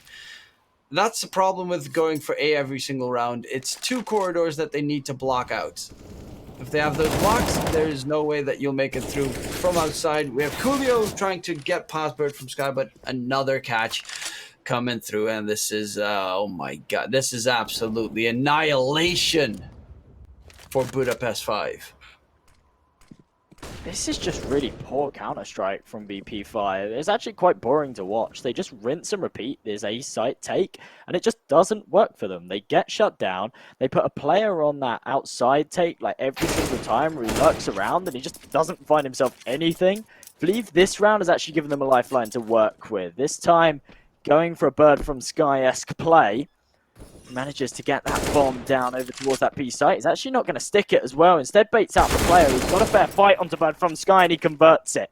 Now a 1 versus 1. 19 HP versus 5 HP. 1 bullet from either of these players would tide the other over. As this bomb goes down on the A site. Cabby has a decision to make. Does he want to come in from Hut? Does he want to come in from Heaven? Hut may have been the right play. Cabby's going to fall to his death. Ooh, you predicted it now. Please. No. He's in a fantastic position here to clutch this one out. Either way, this has to be his round, and it really shouldn't be. Or it's going to be a stick defuse, and he's going to lose the round because he's too slow, and he's too slow, and he planted it incorrectly, and he's going to lose the round! Oh, how could you lose that one? Wow. This was such a fantastic play, actually. Really nice trigger discipline. Finds himself those 2 frags. Smart stuff as well on B to fake that plant. But yeah, in that clutch situation, you got to be careful when your opponent's got a Molotov like that. That was really it. The Molotov is what did it there. If LYNGBY Vikings didn't have a Molotov in that situation, 100% he wins that round. 9 times out of 10, but that Molotov coming through, it takes too long for him to get through Hut. He doesn't want to commit to the swing. LYNGBY Vikings level things out now. I mean, this is crazy. That was so unfortunate. It was so close as well. Like, he could have sprayed through the wall and gotten the kill. It was 5 HP that he needed to get rid of. But Dito is going to start off by dying. They're going to go ramp again because it worked one time. But this time, they're going to try and flash through the smoke. It's not going to be successful because Typos is standing in a completely different direction and angle. And there was only one flash thrown out as well. In a situation like that, you really need a flash that pops close and a flash that pops deep if you want to push through a smoke towards ramp. Torzy gets caught by Rals, and it is Coolio, the last man standing. Budapest 5, everything is crumbling. The loser of this is eliminated from the tournament, and the winner will be getting another chance against Blue Jays, and to make it to the playoffs at least. But yeah, Coolio does not get the shot in onto Typos, and the LYNGBY Vikings have now taken the lead. Well, for the first time since round number 3, they pull ahead. Budapest 5. The morale's got to be so low right now. They're not converting any of these. And coming into round number 28, they've actually forced up 3 Galils, a MAC-10, and an AK to try and stop their opponents from getting to match point when they were 13-4 up. I don't know how they've let this one slip away, but somehow they have. And the LYNGBY Vikings are really showing no signs of slowing down. Look at this as well from Bird from Sky. Plays that one perfectly to find the opener. Bodito does trade one back, but Bird from Sky still wreaking havoc. It's yet to be traded, and the longer he stays alive, the longer time it allows for his teammates to rotate in. Twink's actually ready to set up this flash for his teammates to go for this retake. They've got a man advantage, and this could work out very well for them indeed. Look at that. Big in, nice molly to push him off the angle, but the triple kill coming in quickly, jumps down into the molly of his own teammate, and will have to clutch this one out. Ooh. Doesn't connect the shot, he's going to peek wide, but the USP is not going to reign supreme, and it's going to be 14-14. Do I smell OT? So this was absolutely nuts from Twinks. If that was a 2 versus 1, that would have been crazy. Or if he'd have connected that shot, you just saw the foot of Torzy there, and if he'd have connected that one, I would have screamed. But oh, you don't get to hear that today. It's not something you really get to hear very often, but that would have been a big shout moment. Instead, Budapest 5 managed to tip it over the edge. Well, I say tip it over the edge. They don't really tip it over the edge. They just win their first round in about 20 minutes. And pause comes in, 14-14. Definite potential for it to come to overtime, but the LYNGBY Vikings, they've got so much money built up behind them, they can definitely buy into the next 2. So realistically, Budapest 5 need to convert 2 full buy rounds in a half that they've really been struggling on. And I think it's going to be difficult for them. Yeah, well, I mean, normally you just need that 1 round to break the rut. It could be easily that they take the last 2 rounds all of a sudden with, I mean, it's, you know, it's the feeling that the momentum-based game that you were talking about. It's, you just need to get out of the rut. Now you could feel a little bit more confident in your plays. It was a very partially lucky round. I mean, they did force up and rush A again, and this time it actually did pay off. But the only thing I'm thinking of literally the entire time is the fact that the odds were 10-1, and I'm just only thinking about that. Like, oof, oh, that money on loop bet, oh, those odds. Yeah, and I said to people that you shouldn't be favouring the LYNGBY Vikings. That is absolutely nuts that they've done what they have done. The thing is, right, is that Budapest 5, if they'd have changed something up there, if they'd have gone outside, if they'd have gone ramp, realised that actually taking control over those parts of the map works, and then they win the round, then going into these last 2, they might have a change of dynamic. They might say, okay, yeah, let's try that again and actually have success with it. But instead, they go for that A rush again. This time they really just get lucky on the early engagements. They find that first kill and get the bomb down. And then they get super lucky in the post plant where they can just take those close range SMG fights. And I think that this is going to be a tall order for them to take these last two. Bird from Sky, super aggressive right now, does actually allow the T's to run past him. But that means that Coolio really doesn't expect him up close. Actually, oh, his spidey senses are there. Finds himself that one. I don't They know heard the jump up on top of red. Okay. That's why they were also walking backwards, aiming at the top of red when they were going down secret. He made a misstep, and that gave enough info. Typos, well, the angle from that smoke does give away exactly where Typos is. So this is, they do have good intel on Budapest 5 right now. With a heavy rotation towards B on LYNGBY Vikings, that means A could be taken rather easily. But Rels does chime in. They've spread around the map. Look, they're over towards ramp. This is new. This is new from Budapest 5. This is exciting. It's working for them. Coolio finds himself another, and it's down to Typos and Rouse on right now to try and hold this one up. Flea finds the first, and it's Rouse now. Last man alive to defend it. Torzy's going to be the one to take care of him, and it's all on Cabby. 1 versus 4. No point in saving him, my friend. You have to go for this, and it's Flea with a fantastic reaction shot to put Budapest 5 onto match point. Well, it was a long climb back from the LYNGBY Vikings, kept us all on our toes, but I think going into round number 30, and they really haven't got a whole lot to work with, I think Budapest 5 might just be able to tip this one over the edge, but it's been a hard-fought victory, and, well, they're not in the clear yet. They certainly do have the edge. Look at that, full utility. Barely any utility on LYNGBY Vikings to speak of. 2 M4s, 2 FAMASs. I'd rather have the Galil than the FAMAS though when I'm spraying. And the Scout for Twinks, who is incredibly dangerous with that Scout. So you still got to be careful, especially for the Opper, Torzy in those long range fights. Headshot is all it takes. But Budapest 5, they know that they need to win this round because you don't want to take this to OT. Not with the fact that you still have a map. Either of the two teams has to play a series after this one, which could be very tiring. Well, if the LYNGBY Vikings can take this to OT and end up taking this series, it of course would give Blue Jays a nice change of scenery, of course. They've already played against Budapest 5 today. A new opponent might shake things up for them. I think they might have been expecting Budapest 5 to come out on top here. They're still in a very favourable position to do so. Now the execution comes through. 35 seconds on the clock. Corey's the one to find the first. Typos can trade it, but he burns in the flames.